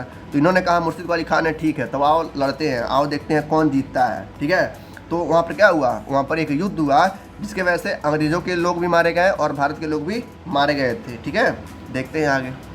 देखो यहाँ पर लिखा है कि दे रिफ्यूज़, यानी कि उन्होंने क्या किया, कंपनी को मना कर दिया ये सब देने से। ठीक है भाई, कहा कि तुम 50 रुपये नहीं दे पा रहे हो, तुम यहाँ से क्या हुआ, रफा दफा हो जाए, भाग जाओ। तो उन्होंने भी क्या किया, मना कर दिया और उन्होंने क्या लिए, लड़ने लगे थे। तभी एक छिड़ गई थी लड़ाई जिसका नाम है बैटल ऑफ प्लासी, वहीं पर हुआ था उसी के लिए, यानी कि बिजनेस के लिए। अंग्रेज़ों ने कहा कि हम पैसे नहीं देंगे 400, लेकिन इन्होंने कहा, मुर्शिद कुली खान ने, जो वहाँ के क्या उनके नवाब थे, उन्होंने कहा कि नहीं मुझे पैसे चाहिए। ठीक है, तो उसी वजह से क्या हुआ, एक युद्ध छिड़ गया जिसका नाम था बैटल ऑफ प्लासी। अब इसमें क्या हुआ देखते हैं, इसमें क्या होगा, सिंपल से लोग मरेंगे और क्या होगा, फिर भी देखते हैं, चैप्टर है, टॉपिक है, देखते हैं क्या होता है। मैं एक चीज़ बताना भूल गया, देखो जो यहाँ के मेन राजा थे मुर्शिद कुली खान, इनके साथ 2 और लोग थे जो उनको फॉलो करते थे, यानी कि कह सकते हैं इनका सेनापति थे। ठीक है, जिसका नाम था अलीवर्दी खान और सिराजुद्दौला खान। तो मतलब 3 लोग थे जो अंग्रेज़ों के खिलाफ लड़े थे। ठीक है, तो मुर्शिद कुली खान अंग्रेज मतलब अकेले नहीं गए थे, इन दोनों के साथ गए थे। इन दोनों मतलब कह सकते हैं इनका अच्छे खासे दोस्त थे, कौन, अलीवर्दी खान और सिराजुद्दौला खान। तो आगे देखते हैं बैटल ऑफ प्लासी में क्या हुआ था। तो यहाँ पर देखो कैसे शुरू हुआ ये बैटल ऑफ प्लासी। जब उनके दोस्त थे, जो कौन थे, अलीवर्दी खान, जब उनके दोस्त थे 3 लोग थे ना, कौन था, मुर्शिद कुली खान थे, अलीवर्दी खान थे और सिराजुद्दौला खान थे। तो वही कह रहा है, जब उसमें से एक दोस्त मारा गया या मर गया, कैसे मारा नहीं पता है, बस क्या मर गया। ठीक है, तो अलीवर्दी खान जब मारे गए 1756 में, कब, 1756 में। तो वहाँ के जो नए राजा बने, कौन बने, सिराजुद्दौला खान, वहाँ के नए नवाब बने बंगाल में। ठीक है, तो इन्होंने क्या किया, जब ये राजा बने तो काफ़ी ज़्यादा पावरफुल थे, ये उससे भी पावरफुल थे, किससे, मुर्शिद कुली खान से भी। तो वो अपना मतलब कह दिया कि नहीं तुम संभालो, हम नहीं संभालेंगे। तो 2 लोग थे, जो तीसरा दोस्त था इनका मर गया था, अलीवर्दी खान। तो सिराजुद्दौला वहाँ के क्या बने, नए नवाब बने, यानी कि नए राजा बने बंगाल के। जब राजा बने तो जो कंपनी थी, कौन कंपनी, ब्रिटिश कंपनी, यानी कि अंग्रेज लोग थे वहाँ से, उनके इनसे डरते थे भाई, बहुत ज़्यादा पावरफुल थे ये सिराजुद्दौला खान। ठीक है, तो जो ब्रिटिश कंपनी थी इनसे डरती थी कहीं ये हमें कंट्रोल ना कर दे, कहीं ये हमें भगा ना दे। ठीक है, तो उन्होंने क्या किया, अंग्रेज़ों लोगों ने इनके साथ गए, इनके पास गए, इनके महल में गए और बात किया कि भाई देखो, जो पुराने राजा थे वो तो अब नहीं रहे, अब आप राजा हैं, हम आपको क्या देंगे, और ज़्यादा पैसा देंगे, यानी कि 200 रुपया देंगे 1000 रुपये में से। ठीक है, जैसे मान लेते हैं 1000 रुपया, एक एग्जाम्पल लिए हैं कि 1000 रुपये का लोग प्रॉफिट करते हैं मंथली। तो इन्होंने कहा कि हम आपको 200 रुपया देंगे, आप हमें क्या करिए, अलाउ करिए कि हम बिजनेस करें और हम आपको हर महीने 200 रुपया देंगे। इन्होंने कहा, सिराजुद्दौला ने कहा कि नहीं देखो, हमको 200 रुपया नहीं चाहिए, हमको चाहिए 400 रुपया, जितना पहले कह रहे थे, हमको अभी भी उतना ही चाहिए। तो अंग्रेज़ों ने कहा नहीं, हम इतना नहीं दे पाएंगे, अब तो चाहे कुछ भी हो जाए, अब बैटल ऑफ प्लासी होना ही है, यानी कि अब युद्ध होना तय है। तो इन्होंने क्या किया, सिराजुद्दौला ने कहा ठीक है, अगर तुम युद्ध लड़ना चाहते हो लड़ो, हम तुमको हराएंगे और भगाएंगे। तो इन्होंने क्या किया, 30,000 सोल्जर को किसके खिलाफ, अंग्रेज़ों के खिलाफ क्या कर दिया, छोड़ दिया कि जाओ अंग्रेज़ों को हरा के आओ। ठीक है, किन्होंने किया, सिराजुद्दौला खान ने। ठीक है, तो 30,000 सोल्जर को उन्होंने खड़ा कर दिया अंग्रेज़ों के खिलाफ, कहाँ पे, कसीम बाज़ार में। कसीम बाज़ार वहाँ पे एक प्लेस है बंगाल में, तो वहीं पर उन्होंने क्या किया, उस 30,000 सोल्जर ने ईस्ट इंडिया कंपनी को हराया और उनके ऑफिशियल्स जो थे, बड़े बड़े ऑफिसर थे, उनको लॉक कर दिया वेयर हाउस में, यानी कि जेल में। किसके जेल में, सिराजुद्दौला खान के जेल में। ठीक है, और जितने भी इंग्लिश मैन थे, यानी जितने भी अंग्रेज थे, उनके हाथों में जो हथियार थे उनसे भी उन लोगों ने छीन लिया, यहाँ के अंग्रेज, इंडिया के लोगों ने, और उन्हें ब्लॉक कर दिया। उनके जो बड़े बड़े शिप्स थे, जो बड़े बड़े जहाज़ थे, उसको भी क्या किया, उन्होंने हथियार लिया। और अब फिर गए वहाँ पर, कहाँ गए वो लोग, कहाँ पर गए, इनके राज्य में, यानी कि अंग्रेज़ों के राज्य में, जो बनाए थे लोग, किसका नाम था, कलकत्ता नाम था। तो वहाँ पर जाके पूरी तरह से कंट्रोल अपने हाथ में ले लिए, कौन, सिराजुद्दौला खान ने। इस तरीके से बैटल ऑफ प्लासी लड़ी गई, कई लोगों की जाने गई, लेकिन बाद में कौन जीता, सिराजुद्दौला खान, यानी कि इंडिया जीत गया वहाँ पे। लेकिन अभी और कहानी देखो, अभी और कहानी बाकी है। देखो अगला कहानी अब बदलेगा। यहाँ पर कहानी का मैंने क्या जाना कि जो सिराजुद्दौला खान थे वहाँ पर अंग्रेज़ों को हरा दिया था, लेकिन अब देखो जैसे ये न्यूज़ पता चली और अंग्रेज़ों को, भाई और अंग्रेज़ भी थे भारत में ना, तो भारत में जैसे ये और अंग्रेज़ को पता चला, तो वहाँ पे एक और जैसे मान लेते हैं दूसरे अंग्रेज़ों के एक राजा थे जिसका नाम था रॉबर्ट क्लीव। मैंने बताया था ना, रॉबर्ट क्लीव उसमें के भारत के बड़े बड़े राजा थे। तो इन्होंने क्या किया, जब जैसे इनको पता चला कि भाई बंगाल में क्या हुआ, हमारा सत्ता खत्म हो चुका है, हमारा पावर खत्म हो चुका है, तो इन्होंने और ऑफिसर को, यानी कि 40-50 ऑफिसर को, यानी कि अंग्रेज़ों लोगों को भेजा, कहाँ पर भेजा, बंगाल में, कि जाओ वहाँ पे जो राजा है, क्या नाम है उसका, सिराजुद्दौला खान, वहाँ पर हरा के आओ और वहाँ का जो पावर है वहाँ का छीन लो। तो उन्होंने क्या किया, 1757 में, यानी कि 1757 में कई सारे आर्मी को भेजा, किसके आर्मी को, रॉबर्ट क्लीव की आर्मी को। या रॉबर्ट क्लीव कौन था, अंग्रेज़ों का एक बड़ा राजा था। तो उन्होंने कई सारे सोल्जर को भेजा उस बंगाल में इनके खिलाफ लड़ने के लिए। ठीक है, लेकिन ये भी काफ़ी ज़्यादा क्या थे, पावरफुल थे, कौन, सिराजुद्दौला खान है। ठीक है, तो प्लासी में काफ़ी ज़्यादा पावरफुल थे।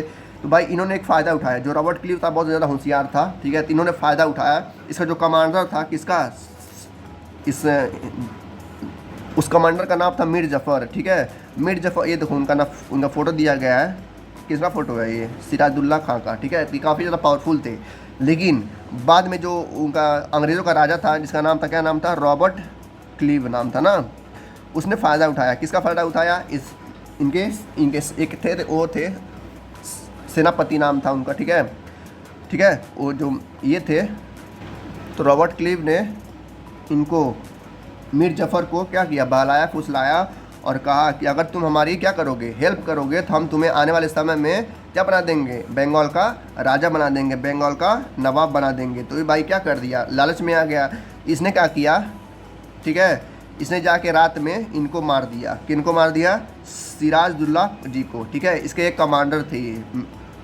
मीर जफ़र, ठीक है। जैसे इसको लालच दिया गया अंग्रेज़ों के द्वारा, तो इसने क्या किया, इनको जाके मार दिया, ठीक है। भाई लालच की सबको बेकार होता है, तो इन्होंने क्या किया, जाके मार दिया बैटल में।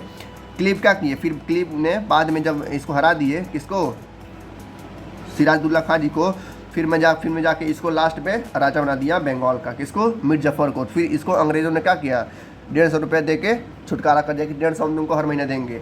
और ये लोग क्या करते, 400 रुपये महीने मांग रहे थे 1000 रुपये में, ठीक है। तो इस तरीके से क्या किया, अंग्रेज़ों ने बैटल वहाँ का जीत लिया बंगाल का। फिर वहाँ से वो लोग क्या करने लगे, राज करने लगे। तो वही कह रहा है, Clive had managed to secure his support by promising to make his nawab, यानी कि इसको जो है मीर जफ़र को वहाँ का नवाब बना दिया गया, कहाँ का, बंगाल का। और किसको हरा के, सिराजुद्दौला खां को। इस तरीके से बैटल ऑफ प्लासी बहुत ज़्यादा फेमस हुआ था, क्योंकि ये पहला मेजर विक्ट्री था ईस्ट इंडिया कंपनी में के खिलाफ, यानी कि जहाँ पर पहली बार अंग्रेज़ों के हराया गया था, किसके द्वारा, सिराजुद्दौला खां के द्वारा। तो इसको याद रखिएगा, काफ़ी बेहतरीन पॉइंट है कि पहली बार, ठीक है, अंग्रेज़ों को किसने हराया था, तो सिराजुद्दौला खां ने, ठीक है, सिराजुद्दौला खां ने अंग्रेज़ों को हराया था, कहाँ पर, बंगाल में। तो वही कह रहा है बैटल ऑफ प्लासी इसलिए फेमस है। बैटल ऑफ प्लासी कोई पूछता है क्यों फेमस, तो बैटल ऑफ प्लासी इसलिए फेमस है कि वहाँ के एक फेमस राजा थे, एक पावरफुल राजा थे, जिसका नाम था सिराजुद्दौला खां, जिन्होंने पहली बार अंग्रेज़ों को बंगाल में हराया था, उन्हीं के शहर में जाके, यानी कलकत्ता में जाके, ठीक है। लेकिन बाद में उनका जो सेनापति था वो धोखा दे दिया, कौन, मीर जफ़र ने, तो उसी वजह से वो हार गए। लेकिन इस वजह से इनका नाम फेमस हो गया, दिखा ना, because it was the first major victory the company won in India, ठीक है। तो चलते हैं आगे। यहाँ पर देखो एक कहानी बताया गया है, जो वहाँ के बंगाल के जो राजा थे, यहाँ के जो वहाँ के नवाब थे, उन्होंने कंप्लेन किया है 1733 में कैसे अंग्रेज़ क्या किए थे, जब स्टार्टिंग में आए थे तो उन्होंने कैसे क्या किया था, प्यार से बात करके इंडिया में घुसने का प्रयास किया था। देखो यहाँ से कहते हैं वो कि कैसे मतलब आए थे वो लोग, ठीक है, कैसे वो लोग बेहतरीन हो गए। कह रहा जब वो 1733 में आए थे, अंग्रेज़ जब आए थे भारत में, तो उन्होंने राजा से बहुत ही प्यार से बात किया कि राजा साहब हमें एक मंडा ज़मीन दे दीजिए, हम उस ज़मीन में रह के बिजनेस करना चाहते हैं। कौन कहा, अंग्रेज़ों ने कहा, किससे, वहाँ के नवाब से। लेकिन जैसे ही राजा ने उन्होंने ज़मीन दिया, एक एकड़ या एक मंडा दिया होगा अंग्रेज़ों को, उन्होंने क्या किया, एक जल्दी से जल्दी मतलब महीने भर के अंदर ही उन्होंने एक फोर्ट तैयार कर लिया। फोर्ट यानी कि एक बिल्डिंग बना ली, एक बहुत बड़ा एरिया बना लिया उस ज़मीन पे, और उस बिल्डिंग में यानी कि उस फोर्ट पे, यानी कि उस जो महल था उनका, वहाँ पे कई सारे हथियार रख दिए। हथियार यानी कि जैसे फोर्ट बनाया उन लोगों ने, ठीक है, और कई सारे हथियार रख दिए दीवारों पे, ताकि जो बाहर से आए उनको मार सकें।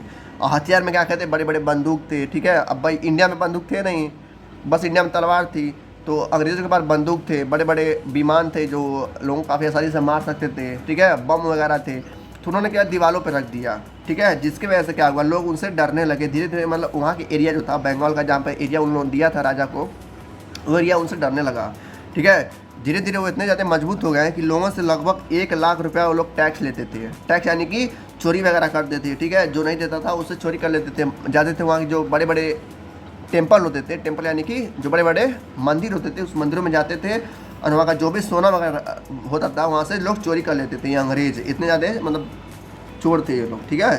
फिर वो बाद में क्या कर दिए, जो बड़े बड़े राजा थे उनके साथ मिल के उस राजा को क्या कर दिए थे, अपने कंट्रोल में लेते थे, और उस राज्य में ये लोग राज करते थे। इस तरीके से उन्होंने क्या किया, पूरे भारत में राज फैला दिया, यानी कि अपना जलवा दिखा दिया।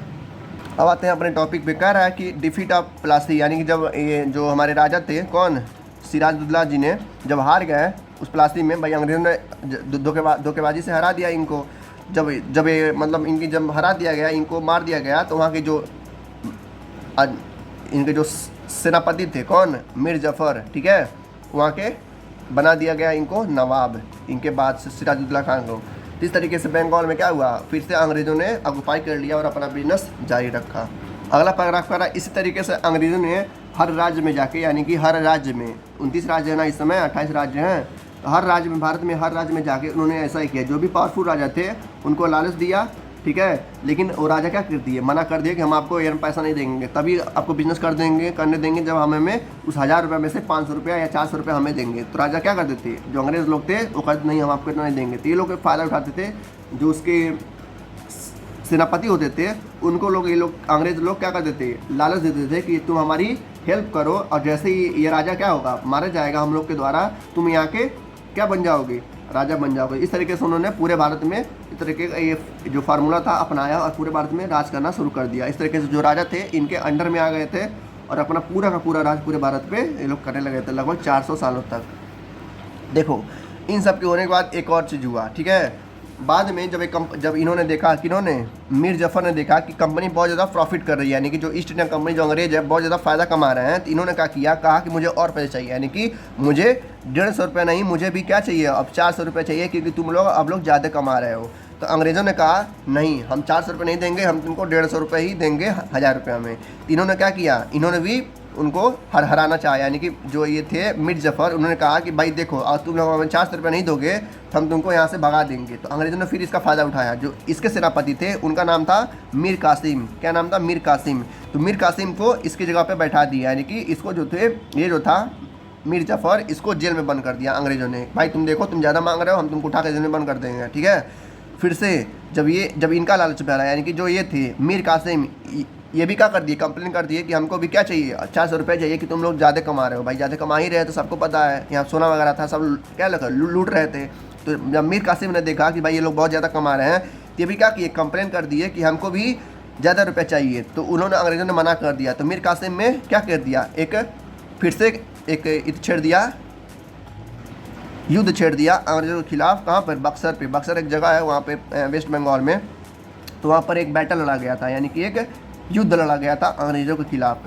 फिर वहाँ पर ये हार गए, कौन, मीर कासिम अंग्रेज़ों के खिलाफ जब लड़े थे तो हार गए, क्योंकि अंग्रेज़ों के खिलाफ बंदूक थे, बम थे, और भी पता नहीं क्या क्या करते। तो ये जो बक्सर का युद्ध हुआ था, कब हुआ था, 1764 में, यानी कि 1764 में, ठीक है।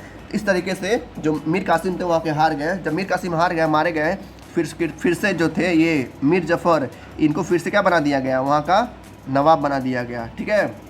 तो उस नवाब को इन्होंने 5 लाख रुपए देते थे हर महीने, यानी जो मीर जफ़र था, ठीक है भाई, डिमांड किया कि भाई हमको 400 रुपये चाहिए, तो वो लोग क्या हुए, मतलब 400 रुपये की जगह 5 लाख रुपया उन्होंने देना शुरू कर दिया, क्योंकि वो लोग 5 लाख, अगर सोचो 5 लाख रुपया दे रहे थे इसको, किसको, मीर जफ़र को, तो कम से कम वो लोग 5 करोड़ रुपए कमा रहे थे, ठीक है। इस वजह से वो लोग 5 लाख रुपया देने के लिए तैयार हो गए, और मीर जफ़र भी तैयार हो गया कि ठीक है तुम हमें 5 लाख रुपया दो हर महीने, हम तुमको पूरी छूट देंगे, तुम जहाँ चाहो वहाँ बिजनेस कर सकते हो, जो चाहे वो लूट सकते हो, कोई कुछ नहीं बोलेगा।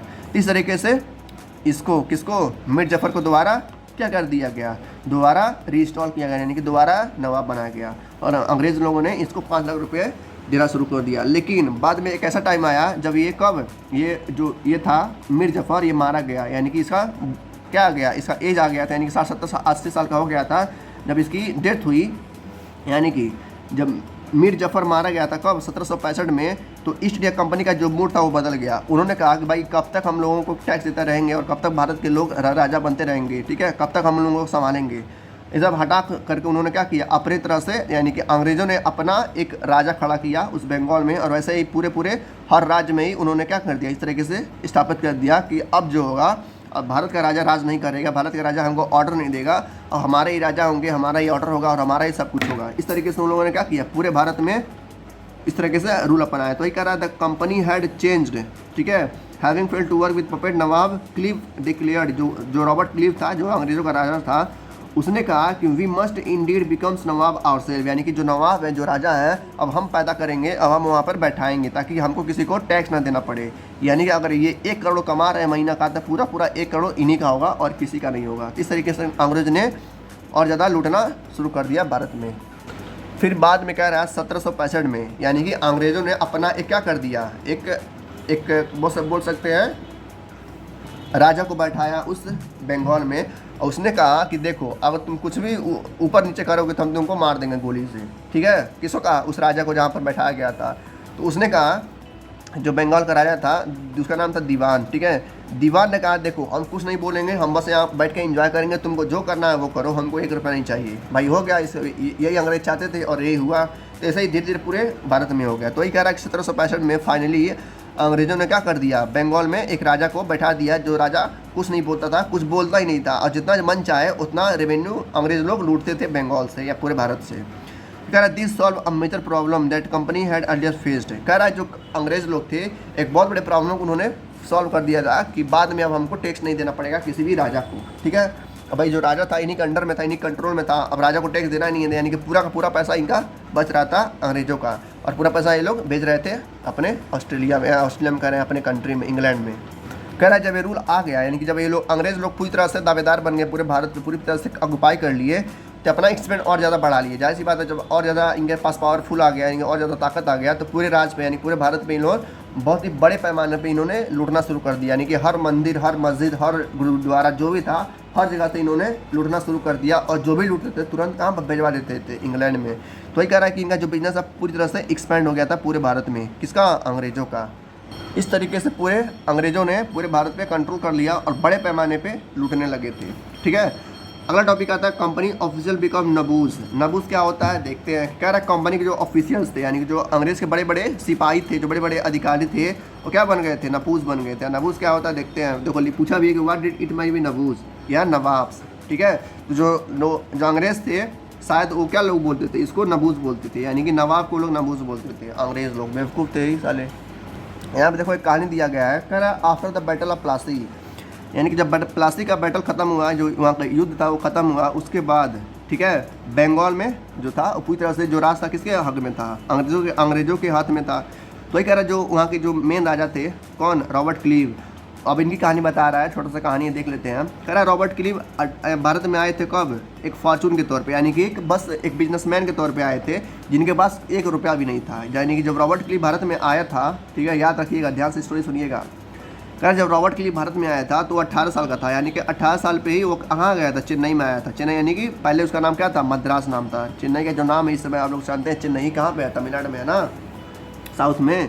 तो पहले उसका नाम मद्रास में था। तो वही कह रहा है रॉबर्ट क्लीव 18 साल की उम्र में भारत में आया था, मद्रास यानी कि चेन्नई में। दिखा रहा एज ऑफ 18 है। कह रहा जब वो भारत में आया था तो उसके पास कुछ नहीं था, लेकिन जब वो यहाँ से गया, कब गया?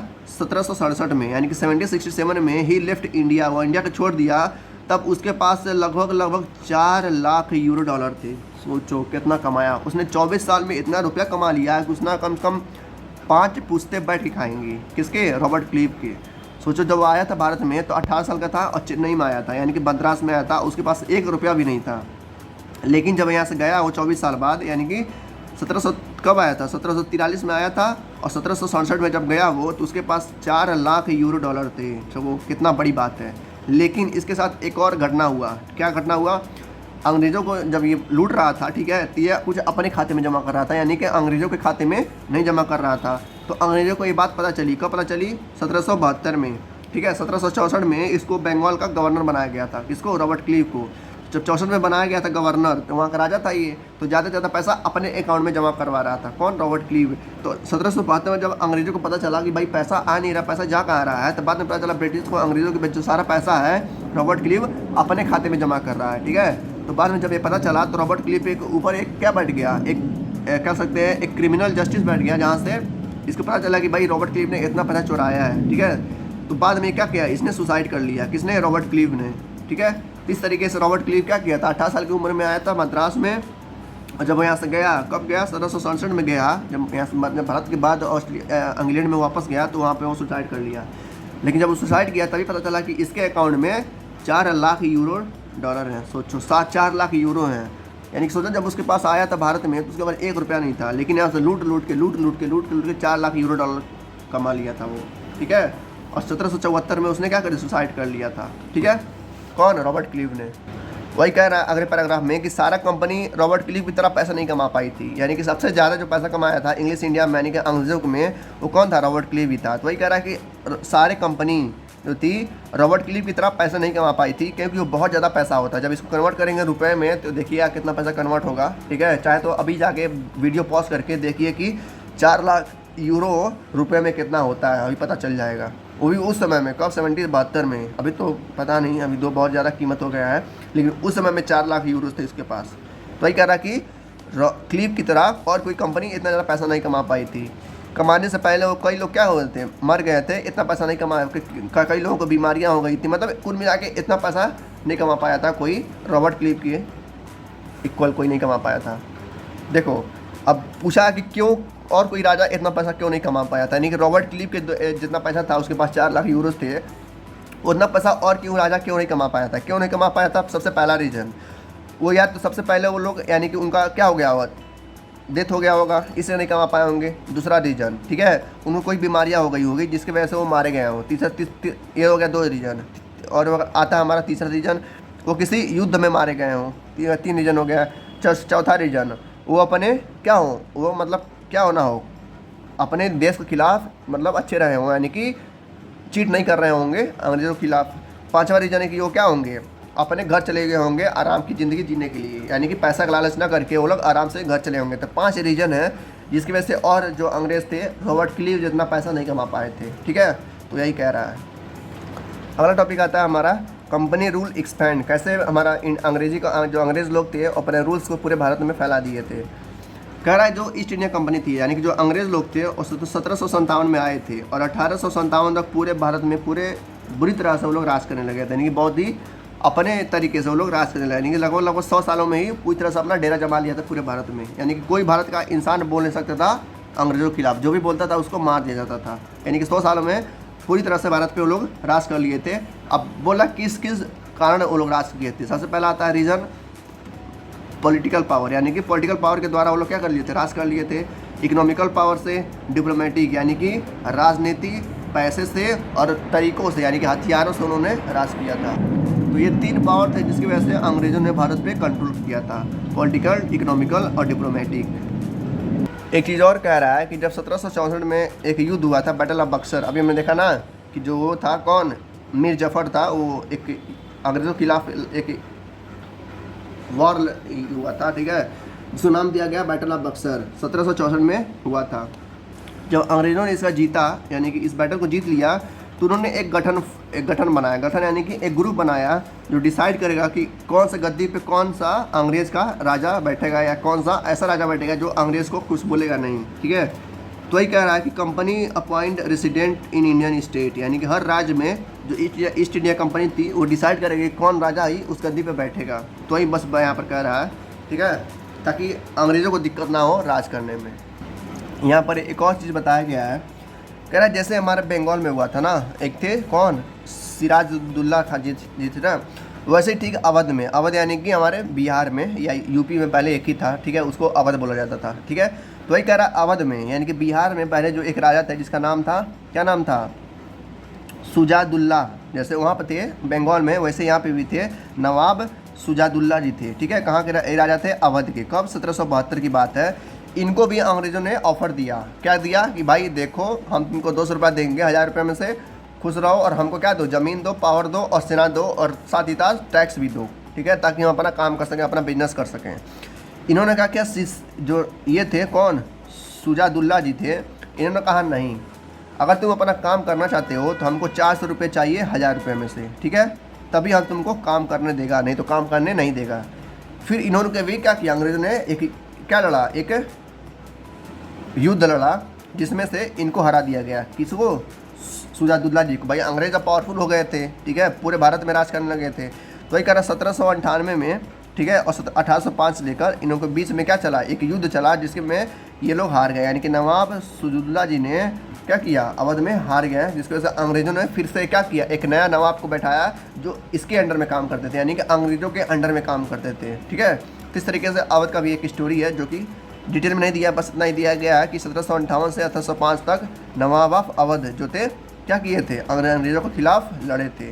क्यों लड़े थे, क्योंकि अंग्रेज़ों ने उन्हें पैसा नहीं दिया था या ये ज़मीन देने से मना कर दिया था कि भाई हम तुमको ज़मीन नहीं देंगे बिजनेस करने के लिए, ठीक है। अब आते हैं अपने हीरो के बारे में पढ़ते हैं। क्या नाम है? टीपू सुल्तान, टाइगर ऑफ मैसूर। मैसूर एक जगह है भारत में, ठीक है, अभी इन डिटेल में जानेंगे हम। तो ये भी काफ़ी ज़्यादा अंग्रेज़ों के खिलाफ युद्ध लड़े थे और जीता भी था, ठीक है। जैसे वो जीते थे कौन, सिराजुद्दौला जी ने, वैसे ही टीपू सुल्तान ने भी जीता था। तो पढ़ते हैं इनके बारे में। और एक चीज़ और, इन पे कई सारे बने हैं मूवीज़ वगैरह, तो टाइम मिले तो आप लोग देखिएगा, ठीक है।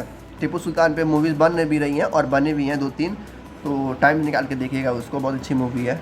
आते हैं अपने टॉपिक पे। कह रहा है इस पैराग्राफ में, ये जहाँ के राजा थे, कहाँ के, जो टीपू सुल्तान थे, ये इंडिया साउथ के, जो हमारा भारत है ना, ये भारत साउथ में एक जगह आता है जिसका नाम है मैसूर, ठीक है। मैसूर अभी भी नाम है, पहले भी था। कह रहा है ये राजा थे वहाँ के अंग्रेज़ों को काफ़ी ज़्यादा दिक्कत होता था। क्यों? क्योंकि ये सीधा सीधा क्या करते थे, हटा देते थे अंग्रेज़ों को, भाई तुम भाग जाओ यहाँ से, नहीं तो हम तुमको मार देंगे। ये कहते थे टीपू सुल्तान, क्योंकि उनके पास क्या थे, बहुत ज़्यादा पावरफुल थे और बहुत ज़्यादा बहादुर थे। अंग्रेज़ों से डरते नहीं थे, तो अंग्रेज़ इनसे डरते थे। क्यों डरते थे? देखो, जब अंग्रेज़ इनके पास आते थे ज़मीन मांगने के लिए, बिजनेस करने के लिए, तो ये जानते थे अब भाई अंग्रेज़ आएंगे, ज़मीन मांगेंगे, उसके बाद हमारा गद्दी मांगेंगे। तो इन्होंने सीधा सीधा क्या कर दिया, मना कर दिया अंग्रेज़ों के, भाई हम तुमको ज़मीन नहीं देंगे। अब देखते हैं उसके बाद, अब वो देखते हैं बाद में, पहले इनका देख लेते हैं, ठीक है। कह रहा जो ये हमारा जगह है मैसूर, ये पहले से क्या था, मजबूत था। क्यों मजबूत था? कह रहा वहाँ एक राजा थे जिसका नाम था हैदर अली। हैदर अली शायद आप लोगों ने नाम सुना होगा, उस पर एक पिक्चर भी आई है, शाहिद पता नहीं किसका है, छोड़ते हैं वो। तो हैदर अली वहाँ के क्या थे, राजा थे पहले। तो हैदर अली उस मैसूर के राजा थे जो काफ़ी ज़्यादा पावरफुल थे और बहुत ज़्यादा बहादुर थे। तो इन्हीं के वो क्या थे, टीपू सुल्तान लड़के थे, सन थे, ठीक है, हैदर अली जी के। तो हैदर अली काफ़ी ज़्यादा पावरफुल थे, जिन्होंने 1761 से लेकर 1782 तक राज किया था, यानी कि लगभग 20 सालों तक राज किया था। किसने? हैदर अली ने। तो हैदर अली जब बूढ़े हो गए, यानी कि जब ओल्ड हो गए, ठीक है, अपने अंतिम समय में आ गए, तो इन्होंने अपना सारा गद्दी किसको दे दिया, अपने बेटे को दे दिया, जिसका नाम था टीपू सुल्तान। इसके लिए इनका टाइगर कहा जाता है, क्योंकि ये बहुत ज़्यादा पावरफुल थे, यानी कि हैदर अली से भी ज़्यादा पावरफुल थे। तो टीपू सुल्तान वहाँ के राजा बन गए और इन्होंने राज किया लगभग 1782 से लेकर 1799 तक, यानी कि लगभग कितना हुआ, 82, 10, 92, यानी कि 15 सालों तक लगभग राज किया इन्होंने, ठीक है। किसने? टीपू सुल्तान ने। इस तरीके से इन दोनों ने मिलकर, यानी कि हैदर अली और टीपू सुल्तान ने मिलकर अपने मैसूर को पूरी तरह से ताकतवर बना लिया था, जिसकी वजह से अंग्रेज वहाँ जाने में डरते थे। कह रहा है जो यहाँ के जो राजा थे, चाहे हैदर अली हो गए, चाहे टीपू सुल्तान हो गए, ये अपने सामानों को बेचते थे अंग्रेज़ों को, ठीक है। कहाँ पर? मालाबार कोस्ट में। भाई जब उसको सामान बेचते थे तो इनको फ़ायदा होता था, वही जब अंग्रेज यहाँ पर आ जाते, यानी कि इनके राज्य में आए थे, तो इनको फ़ायदा नहीं हो पाता। इसीलिए क्या करते थे, अंग्रेज़ों को ज़मीन देते नहीं थे, कहते थे भाई तुमको जो भी चाहिए हमसे ख़रीदो, हम तुमको देंगे, ताकि फ़ायदा इनको, टीपू सुल्तान जी को। इस तरीके से जो यहाँ के जो कपड़े वगैरह थे, जो यहाँ के मसाले थे, वो उनको अंग्रेज़ों को बेचते थे। कहाँ पर बेचते थे? मालाबार कोस्ट में। इसको याद रखिएगा कि टीपू सुल्तान मालाबार कोस्ट में अंग्रेज़ों को सामान वगैरह बेचते रहते ताकि इनको फ़ायदा हो। तो कह रहा 1785 में जो टीपू सुल्तान थे, क्या कर दिया, स्टॉप कर दिया एक्सपोर्ट को, सैंडलवुड, पेपर एंड कार्डमम। उन्होंने कहा कि भाई अब हम नहीं बेच सकते। टीपू सुल्तान ने कहा कि भाई देखो, तुम जो भी खरीद रहे हो सस्ते में, हम तुमको नहीं देंगे। सैंडलवुड मतलब एक लकड़ी आती है जो बहुत ज़्यादा महंगा मिलती है, ठीक है।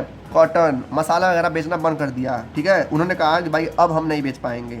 कब? 1785 में। कब? किसने कहा? टीपू सुल्तान ने सीधा सीधा क्या कर दिया, स्टॉप कर दिया, यानी कि रोक दिया कि हम ना सैंडलवुड बेचेंगे, ना ही पेपर बेचेंगे, ना ही कार्डमम बेचेंगे किसी भी राजा को, किसी भी अंग्रेज़ को, और ठीक है।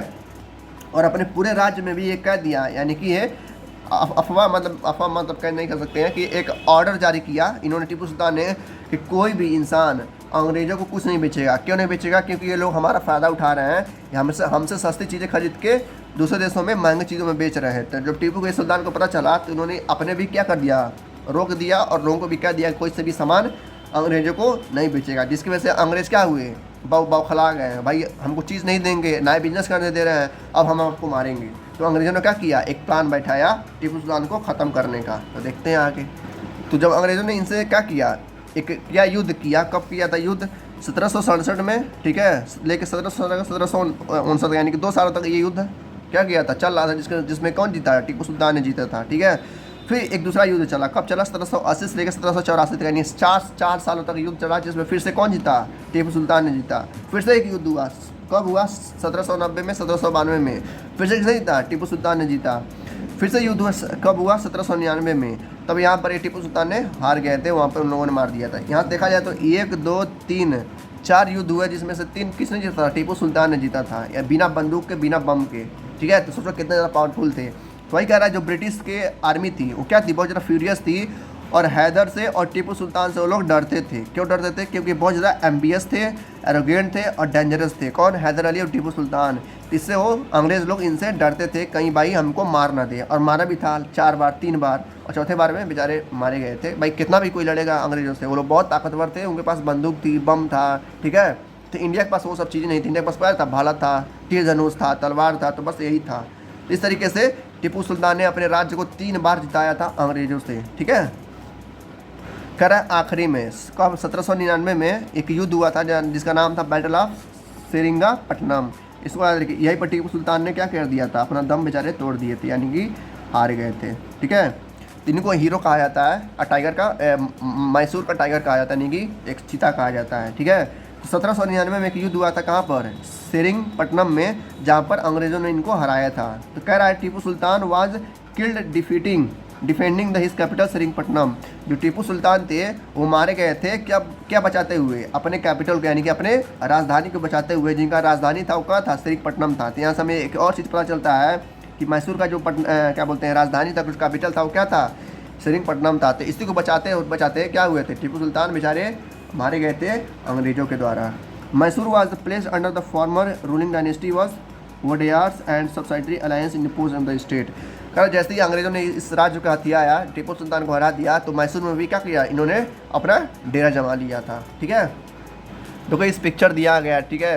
वो क्यों हारे थे पता है? यानी 1700 जब वो हारे थे 1792 में, एक बाद एक युद्ध हुआ था, लास्ट युद्ध हुआ कब हुआ था? 1799 में, वहीं उनके कैपिटल में। तो क्यों हारे थे यहाँ पर बताया गया है। इसलिए हारे थे, अंग्रेज़ों के नहीं हारे थे, वहाँ पर 3 राजा और थे जो इनके खिलाफ लड़ने आए थे। भाई अब बस अंग्रेज़ रहते तो काफ़ी आसानी से हरा देते, जैसे 3 बार हारा है। लेकिन यहाँ पर कुछ और हुआ था। जो आखिरी युद्ध हुआ था 1793 में, यानी कि 99 में, ठीक है। तो वहाँ क्या हुआ था देखते हैं। अगर जो कंपनी थी ना, यानी कि जो कंपनी थी वो बार बार हार रही थी हैदर अली से और टीपू सुल्तान से।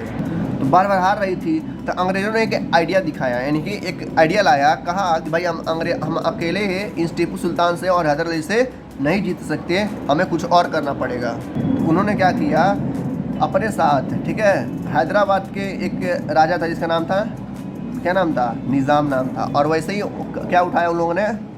मराठा वालों को साथ लिया, यानी कि 3 राज्य, यानी कि अंग्रेज, मराठा और कौन? हैदराबाद के नवाब जिसका नाम था निज़ाम। इन 3 लोगों ने मिलकर टीपू सुल्तान के कैपिटल पे हमला किया, जिसकी वजह से टीपू सुल्तान मारे गए थे। अगर बस अंग्रेज होते तो आसानी से उनको हरा दिया जाता, लेकिन ये तीनों लोग मिल के क्या किए? टीपू सुल्तान को फोर्स किए, यानी कि ज़बरदस्ती किए कि भाई आप ब्रिटिश के साथ क्या करिए? ट्रीटी साइन करिए, नहीं तो हम आपको मार देंगे। तो क्या किया उन्होंने? साइन नहीं किया, लेकिन एक चीज़ और किया था। इन तीनों ने मिलकर, उनके 2 लड़के थे, ठीक है, उनके जो बेटे थे किसके? टीपू सुल्तान के, उन लोगों ने उनको हॉस्टेज बना लिया था, यानी कि उनको कंट्रोल कर दिया, उनके जेल में बंद कर दिया था। कौन लोग मिलके? मराठा, निज़ाम और अंग्रेज़ों ने मिलके, जिसकी वजह से टीपू सुल्तान को मजबूरी में क्या करना पड़ा? ये ट्रीटी साइन करना पड़ा अपने बेटे को छुड़ाने के लिए। और बाद में जैसे ये ट्रीटी साइन हुआ, अंग्रेज़ों ने क्या किया? उनको मार दिया, ठीक है। इस तरीके से उनका डेथ हुआ था। तो याद है, इसीलिए इनको टाइगर कहा जाता है। टाइगर इसलिए कहा जाता है क्योंकि इनको धोखे से हराया गया था। अंग्रेज़ लोग इसी का फ़ायदा उठाते थे। जी देखो, हमेशा यही किए हैं, बंगाल में भी वही किए हैं, यहाँ भी वही हो रहा है। जब अंग्रेज़ किसी से जीतते नहीं थे तो लोग क्या कर देते? डिवाइड एंड रूल कर देते, यानी कि अपने न जीत कर किसी और राजा को वहाँ पर भेज देते। यहाँ पर भी वैसे हुआ था। अंग्रेज़ों ने क्या किया था? हैदराबाद के राजा को और मराठास को साथ लेकर इनको हराया गया था। किसको? टीपू सुल्तान को। तो इस तरीके से टीपू सुल्तान ने अपना दम तोड़ा था इनके खिलाफ, क्योंकि वहाँ 3 लोग आए थे। देखो यहाँ पर कहानी दी गई है उनकी, किसकी?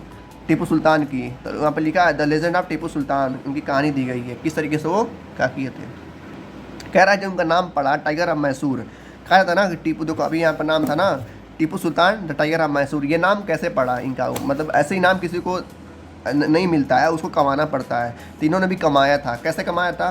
करा एक कहानी बताया गया है कब का 1782 का, यानी कि जब इनको गद्दी दिया गया था, ठीक है, मैसूर का। तो ये टीपू सुल्तान और इनके एक दोस्त थे, अंग्रेज़ दोस्त थे, यानी कि फ्रांस के दोस्त थे। ये दोनों लोग गए थे शिकार करने, ठीक है, शिकार यानी कि घूमने गए थे जंगल में, ठीक है, हंटिंग के लिए गए थे, दिया ना, हंटिंग इन द फॉरेस्ट। 1782 में टीपू सुल्तान और इनके दोस्त फ्रांस के गए थे घूमने। तो क्या हुआ, अचानक से एक इनके सामने क्या आ गया? टाइगर आ गया। जैसे ही टाइगर आया, इनका बंदूक, जिनका तलवार था वो कहीं और गिर गया, और जो इनका मतलब जो नहीं होता है जिसमें वो लोग चलते हैं, क्या कहते हैं उसको? रथ बोलते हैं ना, तो उसी में बैठे थे। तो जो रथ का पहिया था वो धंस गया था। अब भाई उनका जो दोस्त था फ्रांस, जो अंग्रेज़ था, वो डर गया था तो ये काफ़ी ज़्यादा पावरफुल थे, यानी कि बहुत ज़्यादा ताकतवर थे। तो इन्होंने क्या किया, बिना आर्म्स के यानी कि बिना बंदूक बिना तलवार के ही क्या किया, टाइगर से भिड़ गए लड़ने के लिए। और बाद में लड़ते लड़ते लड़ते लड़ते उसने टीपू सुल्तान जी ने उस टाइगर को हरा दिया। तभी से इनका नाम क्या पड़ गया, टाइगर ऑफ मैसूर, यानी कि टीपू सुल्तान टाइगर ऑफ मैसूर इनका नाम पड़ गया। तो वही क्या है कि लास्ट में बैटल इन्होंने जीत लिया था टाइगर से और मार दिया था टाइगर को। तो रिया find he was able to kill the tiger in the battle. जब ये लोग लड़ रहे थे उस टाइगर से, लास्ट में जाके इन्होंने टाइगर को मार दिया था। सोचो कितना ज़्यादा पावरफुल थे कि टाइगर से जीत गए, तभी इनका नाम क्या पड़ेगा, टाइगर ऑफ मैसूर। तो बहुत ज़्यादा पावरफुल थे, जिसको हराने के लिए 3 राजाओं की ज़रूरत पड़ी। और सोचो मतलब कितना ज़्यादा पावरफुल, हमारे तो रोंगटे खड़े हो जाने इनका नाम सुन के। अगला हमारा टॉपिक आता है वॉर विद द मराठास। देखो जो मराठास थे, जो उनके अच्छे राजा थे, उन लोगों उनको अंग्रेज़ों ने हरा दिया था। तो जो टीपू सुल्तान से लड़े थे ये वाले कौन लोग, मराठा लोग, वो अच्छे बुरे मतलब अच्छे लोग नहीं थे, वो बुरे लोग थे। तो जो अच्छे लोग थे उनको पानीपत में एक युद्ध हुआ था, ठीक है, वहाँ पर इन लोगों ने हरा दिया था अंग्रेज़ों ने, ठीक है। तो वही यहाँ पर देखना है हमको। कह रहा लास्ट 18वीं सेंचुरी में, यानी कि जब 18वीं सेंचुरी खत्म हो रही थी, यानी कि 18वीं शताब्दी खत्म हो रही थी, और कौन सा सेंचुरी आ रहा था, 19वीं सेंचुरी, यानी कि 19वीं सेंचुरी अभी शुरू नहीं हुआ था, यानी कि 18वीं सेंचुरी लास्ट दौर में था। तभी एक क्या हुआ, एक बहुत बड़ा एक वॉर हुआ, किसके बीच में, इनके बीच में और अंग्रेज़ों के बीच में, जिसको नाम दिया गया third battle of Panipat. Panipat में ये जो हुआ था युद्ध, कब हुआ था, 1761 में हुआ था, ठीक है। तो उसमें जो यहाँ के राजा थे, ठीक है, वहाँ पर उनको हरा दिया गया था अंग्रेज़ों के द्वारा, जिसकी वजह से जो राजा का जो इनका राज्य था वो पूरी तरह से क्या हुआ, बट गया अलग अलग राज्यों में, ठीक है। तो अलग जो राज्य के जो लोग थे वो अपने अपने राज्य को संभालने लगे थे, ठीक है। तो कौन कौन लोग थे, वो सिंधिया थे, ठीक है, होलकर थे, गायकवाड़ थे और भोसले थे। इन चारों लोग एक साथ मिलाकर क्या कहा गया, पेशवा कहा गया, ठीक है। तो पहले जो पेशवा थी वो काफ़ी ज़्यादा पावरफुल थी, जिसको अंग्रेज़ों ने क्या किया, अलग अलग भागों में तोड़ दिया, अलग अलग लोगों में तोड़ दिया, ताकि ये लोग वहाँ पे राज कर सके, कहाँ पे, महाराष्ट्र में, ठीक है। तो इस वजह से अंग्रेज़ों ने क्या किया, फ़ायदा उठाया अपने पावर का और इनको अलग अलग भागों में तोड़ दिया। कौन से बैटल में था, पानीपत का बैटल 1761 में, ठीक है। कह रहा इस पेशवा के 2 बड़े बड़े राजा थे, यानी कि पावरफुल राजा थे, जो अंग्रेज़ों से लड़े थे और कुछ बैटल को जीता भी था। इसका नाम था महादजी सिंधिया और नाना पादनीस। ये 2 लोग थे जो बहुत बड़े क्या थे, सोल्जर थे, और 18वीं सेंचुरी में अंग्रेज़ों के खिलाफ इन्होंने क्या किया था, एक युद्ध लड़ा था जो जीता भी था। तो 2 लोग थे जो बहुत बड़े योद्धा थे, महादजी सिंधिया और नाना पादनीस ने। अगला पैराग्राफ कह रहा है जो मराठास थे उन्होंने भी कई सारे युद्ध को क्या किया था, अंग्रेज़ों के खिलाफ लड़ा था। जैसे कि कई सारे युद्ध है, जैसे कह रहा 1782 में एक युद्ध हुआ था, ठीक है, जो कि किसके लिए हुआ था, ट्रीटी ऑफ सलबाई। सलबाई एक ट्रीटी है जो बाद में आप हायर क्लास में पढ़ेंगे, तो उसके लिए भी युद्ध हुआ था 1782 में। फिर अगला युद्ध हुआ था 1803 में 1805 से लेकर, यानी कि लगभग 3 सालों तक युद्ध हुआ था, लगभग 2 सालों तक युद्ध हुआ था। उसमें भी क्या किया था, अंग्रेज़ों ने इनको हरा दिया था। इस तरीके से कई सारे यहाँ पर युद्ध दिए गए हैं, जैसे एंग्लो मराठा वार हो गया, ठीक है, यमुना रिवर उसके लिए हुआ था, ठीक है। फिर तीसरा एंग्लो मराठा वार, यानी कई सारे युद्ध हुए थे जिसमें अंग्रेज़ों ने इनको हराया था और काफ़ी अंग्रेज़ों ने हारा भी था, ठीक है। तो ये था किसका कहानी, मराठा का। अब आते हैं to the claim to paramountcy. अब ये क्या होता है देखते हैं। अब आता है हमारा 19वीं सेंचुरी। अभी हम क्या पढ़ रहे थे, 18वीं सेंचुरी के बारे में पढ़ रहे थे, नहीं कि 18वीं क्या शताब्दी के बारे में। अब हम पढ़ेंगे 19वीं सेंचुरी, यानी कि 1800 का बात, यानी कि जो भी घटना 1800 में हुए थे, यानी कि 1813 में, 1823 में, 1832 में, 1830 में, 1829 में जो भी घटना हुई इसमें पढ़ेंगे। कह रहा 1800 में, यानी कि 19वीं सेंचुरी में एक नया राजा बना, किसका, अंग्रेज़ों का, जिसका नाम था लॉर्ड हेस्टिंग। क्या नाम था, लॉर्ड हेस्टिंग। ये जब राजा बना तो इसने कई सारे क्या बनी किए, नियम्स को बनाया, जिसमें से एक नियम था, ये था नियम, इसने कहा कि देखो भारत में हमारा पूरा आर्मी सेटल है, यानी कि हम पूरी तरह से भारत में राज करते हैं। अब हम एक नया नियम बना रहे हैं जिसमें से जो हमारा अंग्रेज होंगे वो क्या होंगे, सुप्रीम होंगे, यानी कि सबसे बड़े यही होंगे, ठीक है। पूरे भारत की बात कर रहा था ये, कह रहा कि पूरे भारत में जो सबसे बड़ा राजा होगा वो अंग्रेज़ों का राजा होगा, यानी कि अंग्रेज़ों का राजा होगा। और कोई इसके खिलाफ जाता है तो उसको बुरी तरह से मार दिया जाएगा और उसके राज्य को हथिया लिया जाएगा। तो इसने एक नया रूल निकाला, ये कह के कि पूरे भारत का जो राजा होगा वो कौन होगा, सुप्रीम, यानी कि अंग्रेज़ होंगे। तो वही कह रहा है कि ये कब आया था, 1813 में, 1823 तक इसने राज किया था, यानी कि 10 सालों तक इसने राज किया था भारत में। कब, 1813 से लेकर 1823 तक इसने लॉर्ड हेस्टिंग ने, एक कौन था, गवर्नर था अंग्रेज़ों का, ठीक है। तो जब आया था तो ये एक नया अपने साथ आया था, क्या लेके, एक रूल लेके कि अंग्रेज ही क्या होंगे, सुप्रीम होंगे और इनके ऊपर कोई नहीं होगा, ठीक है, इनके सारे नीचे होंगे। यानी कि जो इंडिया के जो राजा होंगे, जो भारत के जो राज होंगे, छोटे छोटे राजा होंगे, चाहे मराठा हो गया, चाहे पेशवा हो गया, चाहे कोई भी नवाब हो गया, सब इनके नीचे आएंगे, कोई भी इनके ऊपर नहीं होगा। और कोई भी उंगली उठाता है तो उसको क्या कर दिया जाएगा, किल कर दिया जाएगा, यानी कि मार दिया जाएगा अंग्रेज़ों के द्वारा। तो इसने कहा था लॉर्ड हेस्टिंग ने। इस तरीके से उसने क्या किया, लॉर्ड हेस्टिंग ने ये रूल निकाला और ये रूल हमेशा के लिए फॉलो किया गया अंग्रेज़ों के द्वारा, ठीक है। अब आते हैं अगले पैराग्राफ में। कह रहा है 1830 में, यानी कि 1830 में, यानी कि 18वीं 19वीं सेंचुरी में ही बात हो रहा है, ठीक है। कह रहा है अंग्रेज़ लोग क्या कर लिए थे, ईस्ट इंडिया कंपनी वरीड हो रही थी, किसको लेकर, रसिया को लेकर। अब क्यों, मतलब दिक्कत हो रहा था अंग्रेज़ों को, देखो इसका मतलब होता है दिक्कत होना या घबराना। तो ईस्ट इंडिया कंपनी घबरा रही थी, किससे, रसिया से। क्यों घबरा रही थी, देखते हैं। ये लोग इसलिए उनसे डरते थे, किससे, रसियन से। देखो जो रसिया थी ना उस समय काफ़ी ज़्यादा अपने पावर को बढ़ा रही थी। कब, 1830 के आसपास जो रसिया थी काफ़ी ज़्यादा पावरफुल हो चुकी थी, यानी कि इतना ज़्यादा पावरफुल हो चुकी थी कि अंग्रेज़ों को काफ़ी आसानी से हरा सकती थी, ठीक है। ये लोग क्या किए, उससे बचने के लिए, किससे, इससे बचने के लिए उन लोगों ने नॉर्थ वेस्ट में, यानी कि नॉर्थ इंडिया में, चाहे वो कश्मीर हो गया, ठीक है, नेपाल हो गया, हमारा यूपी हो गया, बिहार हो गया, पंजाब हो गया, हरियाणा हो गया, ये सब जो राज्य है इनको हथियाने लगा इन लोगों ने। यानी कि जो अंग्रेज़ थे, अफगानिस्तान भी पहले भारत में था, ठीक है। तो अफगानिस्तान के साथ क्या किया इन्होंने, एक वॉर, किसके साथ, राजा रंजीत के साथ एक वॉर हुआ, जिसमें से ये लोग हार गए, यानी कि अंग्रेज़ लोग हार गए। और जिसकी वजह से ये लोग और ज़्यादा क्या हुए, डर गए कि भाई कहीं से रसिया इंडिया में ना इंटर कर दे और हमसे खरीद ना दे। भाई जाहिर सी बात है, रसिया बहुत ज़्यादा पावरफुल हो गया था उस समय में, यानी कि अंग्रेज़ों के से भी ज़्यादा पावरफुल हो गया था, क्योंकि उसके पास एडवांस हथियार था और बम वगैरह थे, जिसकी वजह से ये लोग डरते थे, ठीक है, अंग्रेज़ लोग। इसीलिए ये लोग गए थे कहाँ पे, अफगानिस्तान में एक वॉर लड़ने, जिसमें वो हार गए थे। किससे हारे थे, महाराजा रंजीत सिंह से, ठीक है। तो महाराजा रंजीत सिंह ने क्या किया, इनको हरा के वापस भेज दिया कि तुम जाओ, बस साउथ में ही राज करोगे, नॉर्थ में तुम आग उठा कर भी नहीं देखोगे, अगर नॉर्थ में आए तो हम तुमको बहुत ही बुरी तरह से मारेंगे। किसने कहा, महाराजा रंजीत सिंह ने कहा, ठीक है।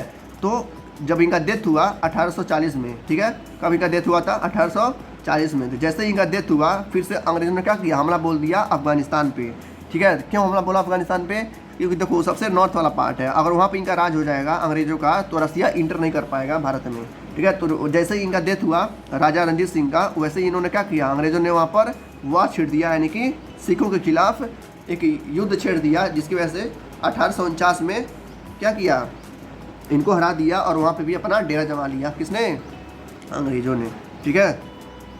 इस तरीके से नॉर्थ में भी इन्होंने इंडिया में अंग्रेज़ ने क्या किया, नॉर्थ में भी अपना डेरा जमा लिया। अब आते हैं डॉक्ट्रिन ऑफ लैप्स। अब ये क्या होता है, देखो ये बात है 1848 की और 1856 के बीच की बात है, ठीक है। अंग्रेज़ों का जो एक राजा था बदल गया था, एक नया राजा आया था जिसका नाम था लॉर्ड डलहाउसी। क्या नाम था, लॉर्ड डलहाउसी, माला माउसी उसका नाम था, ठीक है। क्या नाम था, लॉर्ड डलहाउसी। इसने एक लॉ निकाला है, यानी कि एक नियम निकाला जिसका नाम था डॉक्ट्रिन ऑफ लैप्स। इसमें होता क्या था, इसने कहा, किसने कहा, लॉर्ड डलहाउसी ने कहा कि अगर देखो कोई भी ऐसा राज्य है जिसका राजा अचानक से मर जाता है, किसी बीमारी के लिए या कोई उसको कुछ हो गया जिसकी वजह से वो राजा मर जाता है, ठीक है। मरने से पहले अगर उसने क्या किया, अपने गद्दी पे किसी को बैठाया नहीं, तो क्या किया, वो गद्दी किसका हो जाएगा, अंग्रेज़ों का हो जाएगा। किसने कहा, लॉर्ड डलहाउसी ने कहा, ठीक है। तो वही यहाँ पर कह रहा है कि उसने एक पॉलिसी निकाला कब, 1848 में, कि उस पॉलिसी का नाम क्या था, डॉक्ट्रिन ऑफ लैप्स। तो वहीं यहाँ भी लिखा है कि डॉक्ट्रिन ऑफ लैप्स एक नाम का पॉलिसी था, जिसका कौन निकाला था, लॉर्ड डलहाउसी ने। डॉक्ट्रिन ऑफ लैप्स में होता क्या है, इसने कहा कि देखो, अगर मैं फिर से बता देता हूँ कि कोई भी इंडियन रूलर, यानी कि कोई भी इंडिया का राजा क्या होता है, मर जाता है बिना अपने किंगडम को क्या किए, मेल दिए, यानी कि बिना अपने गद्दी को किसी बैठाए गए। जैसे मान लो तो गद्दी का राजा है, ये राजा साहब है, ठीक है, ठीक है, इनका एक लड़का है और ये क्या हुए, मर गए बिना ये कहे कि हमारे मरने के बाद हमारा राजा क्या हमारा लड़का क्या बनेगा, राजा बनेगा। अगर ये नहीं बोल पाए तो गद्दी किसका हो जाएगा, हमारे क्या बोलते हैं, कंपनी का हो जाएगा, यानी कि अंग्रेज़ों का हो जाएगा। इस तरीके से कई कंपनी क्या हुई थी, इनके अंडर में आ गई थी, यानी कि अंग्रेज़ों के। जैसे कि सतारा एक राज्य था, जिसके वहाँ का जो राजा था मर गया था 1848 में। तो जैसे ही वो मारा, वहाँ का कोई क्या था, दूसरा राजा नहीं था, तो जो पूरा राज्य था वो किसके अंडर में आ गया, अंग्रेज़ों के। फिर ऐसा ही संबलपुर है 1850 में, ठीक है। फिर है कहाँ पर, उदयपुर में 1852 में। फिर नागपुर, फिर 1853 में झांसी, ठीक है। झांसी की रानी कौन थी, रानी लक्ष्मीबाई। तो वैसे भी जब उनका डेथ हुआ था, जब इनको हराया था, तो अंग्रेज़ों ने उनको हराया था, ठीक है, तो वो भी क्या हुआ था, उनका भी कोई राजा नहीं था बैठने के लिए, तो वो भी क्या हुआ, झांसी भी इनके अंडर में आ गया था 1854 में। इस तरीके से लॉर्ड डलहौसी ने क्या हुआ, डॉक्ट्रिन ऑफ लैप्स निकाल के कई राज्यों को अपने अंडर में कर लिया था। कह रहा लास्ट में फाइनली 1856 में भी क्या किया, अंग्रेज़ों ने इसका फ़ायदा उठा के अवध को भी यानी कि बिहार को भी अपने अंडर में कर लिया था। तो ये कह रहा है कि finally 1856 the company also took over Awadh, ठीक है, यानी कि यूपी बिहार अपने अंडर में कर लिया था अंग्रेज़ों ने। कह रहा लास्ट में अवध में ही एक ऐसा एक क्या हुआ था, एक बहुत बड़ा युद्ध छिड़ गया था, किसको लेकर, मंगल पांडे को लेकर, ठीक है। ये कहानी बाद में आप लोग पढ़ेंगे, लेकिन मैं बता देता हूँ, अब छोटा सा बस डिस्क्रिप्शन दिया गया है। कह रहा है जब अवध में ईस्ट इंडिया कंपनी आई थी, यानी कि अंग्रेज आए थे, तो वहाँ के जो लोग थे काफ़ी ज़्यादा मतलब बहादुर थे, एक लोग नहीं सारे लोग बहादुर थे, ठीक है। जिसके वजह से जो अवध के लोग थे, द पीपल ऑफ अवध, यानी कि जो बिहार के लोग थे, यूपी बिहार के लोग थे, वो क्या किए, अंग्रेज़ों के खिलाफ एक बहुत बड़ा युद्ध छेड़ दिए, ठीक है। कब, 1857 में। तो क्लास 9th में या क्लास 8th में शायद आने वाले चैप्टर्स में आप पढ़ेंगे द रिवोल्ट ऑफ 1857, आप लोगों ने सुना भी होगा, द रिवोल्ट ऑफ 1857। ये पूरा एक चैप्टर है, ठीक है। इसके जो मेन हीरो हैं वो कौन है, मंगल पांडे हैं। मंगल पांडे पे एक पिक्चर भी बनी है जो आमिर खान ने बनाया था, ठीक है। तो अवध के बहुत बड़े क्या थे, वो हीरो थे। तो अवध के सारे जो पीपल थे, जो लोग थे, बहुत ज़्यादा पावरफुल थे, जिसकी वजह से उन लोगों ने क्या हुआ, मिल के अंग्रेज़ों के खिलाफ 1857 में एक क्या छेड़ दिया, एक युद्ध छेड़ दिया, जिसको कहा गया द रिवोल्ट ऑफ 1857। तो भाई बस यहाँ पर छोटा सा दिया गया है डिस्ट्रीब्यूशन, आने वाले चैप्टर्स में या क्लास 9th में आप लोग पढ़ेंगे। देखो यहाँ बताया गया है कि किस मतलब कौन से डेट में जो अंग्रेज़ थे भारत पे पूरी तरह से कंट्रोल कर लिए थे। तो ये डेट है, पहला पिक्चर है 1797 का, यानी कि 80 सेंचुरी का है ये, ठीक है। जब 80 सेंचुरी क्या हो रहा था, ख़त्म हो रहा था।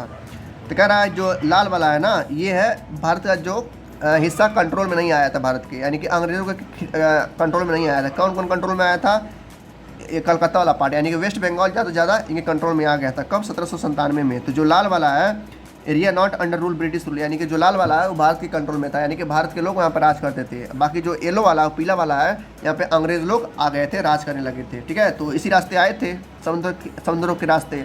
तो यहीं पर सबसे ज़्यादा पहले कलकत्ता में ही उन्होंने बसाया था, जो मैंने बताया था ना अभी स्टार्टिंग में। फिर बात है 1840 का। इस तरीके से 1840 में देखो जो येलो वाला है कितना अच्छी तरह से क्या किए जाते थे, अंग्रेज़ लोग राज के लिए थे, यानी कि लगभग 40% जो है भारत पे ये लोग क्या कर दिए थे, कब्जा कर लिए थे। और फिर आता है 1857 में, यानी कि 1857, यानी कि जब हमारा अवध में क्या हुआ था, बहुत बड़ा एक युद्ध हुआ था लोगों के द्वारा, तब की बात है, यानी कि 1857 की बात है। देखो लगभग 80% यानी कि 70 या 80% भारत को क्या कर था, उन्होंने ऑक्युपाई कर लिया था, ठीक है। इस तरीके से अंग्रेज़ क्या करते गए, राज करते गए। ये देखो यहीं के हैं टीपू सुल्तान मैसूर, ठीक है। देखो यहाँ का जब मैसूर है, यहाँ भी इनके अंडर में है, मैसूर यहाँ भी इनके अंडर में है, और यहाँ भी क्या है, इनके अंडर में ही है, लेकिन लास्ट में ये बदल गया, ठीक है। इस तरीके से अंग्रेज़ों ने क्या किया, अपना एक्सपेंशन किया अपने पावर का इंडिया में। अगला हमारा टॉपिक आता है setting up a new administration, कि किस तरह से अंग्रेज़ों ने अपना जब पूरी तरह से ऑक्युपाई कर लिया भारत पे, तो किस तरीके से अपना एक नया लॉ लाया, ठीक है। तो बात होती है, पहला बात आता है हमारा वॉरेन हेस्टिंग नाम से। अभी हमने पीछे देखा कि गवर्नर थे, अंग्रेज़ों का गवर्नर था, ये बहुत बड़ा गवर्नर था, बहुत बड़ा सिपाही था, जो कब तक रहा, 1773 से लेकर 1785 तक रहा, यानी कि लगभग कितना 10 से 12 साल तक इसने राज किया। वॉरेन, क्या नाम था, वॉरेन हेस्टिंग। कह रहा इसके अंडर में, यानी कि वॉरेन हेस्टिंग के अंडर में जो ईस्ट इंडिया कंपनी, यानी जो अंग्रेज़ों का पावर था, पूरी तरह से भारत में फैल गया था, ठीक है। किसके अंडर में, वॉरेन हेस्टिंग के अंडर में। इसने क्या किया था, बड़े बड़े जो हमारे सिटीज़ थी उन पर क्या कर दिया, इन्हें कंट्रोल कर लिया था। किसने, वॉरेन हेस्टिंग पे। जैसे कौन सी सिटीज़ थी, बंगाल, सबसे पहले तो बंगाल पे ही उसने किया था, यानी कि कलकत्ता में, ठीक है। उसके बाद बॉम्बे, यानी कि जिसमें मुंबई कहा जाता है इस समय को, उसने भी क्या कर दिया था, कंट्रोल कर लिया था। फिर उसके बाद था मद्रास, जिसको चेन्नई कहा जाता है, यानी कि बंगाल, कलकत्ता, मुंबई और चेन्नई, इन तीनों सिटी में जो वॉरेन हेस्टिंग था कंट्रोल कर लिया था, अपना दबदबा बना लिया था, ठीक है। नेक्स्ट पॉइंट देखते हैं। कह रहा जो वॉरेन हेस्टिंग था, ये अपने आप को, यानी कि अपने ब्रिटिश को 3 भागों में डिवाइड किया था, यानी कि 3 रूल में डिवाइड किया था, यानी कि एडमिनिस्ट्रेशन में। सबसे पहला था क्या था हमारा, बंगाल में, ठीक है। सबसे पहले बंगाल में तो हथियार आया था, फिर मद्रास में, फिर बॉम्बे में, ठीक है। Each was ruled by a governor. इन तीनों राज्य में एक एक गवर्नर बैठा दिया गया था। किसके द्वारा? वॉरेन हेस्टिंग के द्वारा। ठीक है, जो तीनों राज्य था बंगाल, बॉम्बे और मद्रास, यहाँ पर एक एक गवर्नर थे। किसके गवर्नर थे? अंग्रेज़ के गवर्नर थे। यहाँ का वही सुप्रीम पावर था अंग्रेज़ों का। ठीक है, यहाँ पर उसके द्वारा यानी कि अंग्रेज़ों के द्वारा और कोई भी नहीं बोल सकता था वहाँ पे, और कोई बोलता तो उसको गोली मार देते थे लोग। ठीक है, फिर कह रहा Warren Hasting the first governor general introduce several administration reform notably in sphere of justice. कह रहा वॉरेन हेस्टिंग ऐसा जनरल था यानी कि ऐसा गवर्नर था अंग्रेज़ों का जो जिसने पहली बार क्या किया था, इंडिया के लिए जस्टिस का एक रूल निकाला था कि भाई इंडिया के साथ जो लोग हैं, इंडिया के जो लोग हैं, अगर उनके साथ कोई व्यवहार होता है, कैसा व्यवहार, दुर्व्यवहार होता है, तो कंप्लेन कर सकता है। भाई उन्हीं का पुलिस है, उन्हीं का कोर्ट है, उन्हीं का ऑफिसर है, तो जो चाहे वो करें। और उससे क्या निकाले वो लोग, झूठ झूठ में मतलब मजाक के लिए उन्होंने जस्टिस निकाल दिया अपने फ़ायदे के लिए। बस यहाँ पर लिखा गया है। तो वही कह रहा वॉरेन हेस्टिंग पहला गवर्नर था जो इंसानों के लिए यानी कि इंडिया पीपल के लिए उन्होंने क्या किया, जस्टिस का रूल निकाला था। कौन? वॉरेन हेस्टिंग ने। फिर पॉइंट करा कि 1772 में यानी कि 1772 में यानी कि 80 सेंचुरी में एक नया सिस्टम आया जस्टिस का जो इस्टेब्लिश किया गया था अंग्रेजों के द्वारा। ठीक है ना, तो उस डिस्ट्रिक्ट में क्या हुआ था, उस रूल में क्या हुआ था, कह रहा हर डिस्ट्रिक्ट में 2 कोर्ट बनाए गए। यानी कि अभी होता है ना, हर डिस्ट्रिक्ट में एक कोर्ट होता है, हाई कोर्ट होता है, हर राज्य में एक कोर्ट होता है, हाई कोर्ट, सुप्रीम कोर्ट होता है। तो ऐसे ही अंग्रेजों के जब ये लोग राज कर रहे थे तो उनके भी दौर में हर एक डिस्ट्रिक्ट में 2 कोर्ट थे। एक कोर्ट का नाम था क्रिमिनल कोर्ट, यहाँ पे जहाँ पे क्रिमिनल को क्या लाया जाता था यानी कि फौजदारी अदालत। जो अंग्रेज़ थे, जो अंग्रेजों के खिलाफ लड़ते थे इंडिया के लोग, उनको यहाँ पर लेके जाया जाता था, उसको क्या कहा जाता था, क्रिमिनल कोर्ट। बाकी जो दूसरा कोर्ट था उसको क्या कहा जाता था, सिविल कोर्ट यानी कि दीवानी अदालत। यहाँ पर बड़े बड़े लोग जाते थे अपने दिक्कतों को सॉल्यूशन कराने यानी कि सॉल्व कराने के लिए। तो 2 कोर्ट बनाए गए थे अंग्रेजों के द्वारा। क्या क्या था? क्रिमिनल कोर्ट और सिविल कोर्ट। ठीक है, याद रखिएगा। कह रहा है जो बड़े बड़े हिंदू, बड़े बड़े इंडिया के लोग थे, कौन कौन? मौलवीज और हिंदू पंडित जो थे, बड़े बड़े नहीं होते पंडित और मौलवीज होते हैं मुस्लिम धर्म के, ये अपनी समस्या को सॉल्व कराने के लिए कहाँ जाते थे? कहाँ जाते थे? सिविल कोर्ट में जाते थे।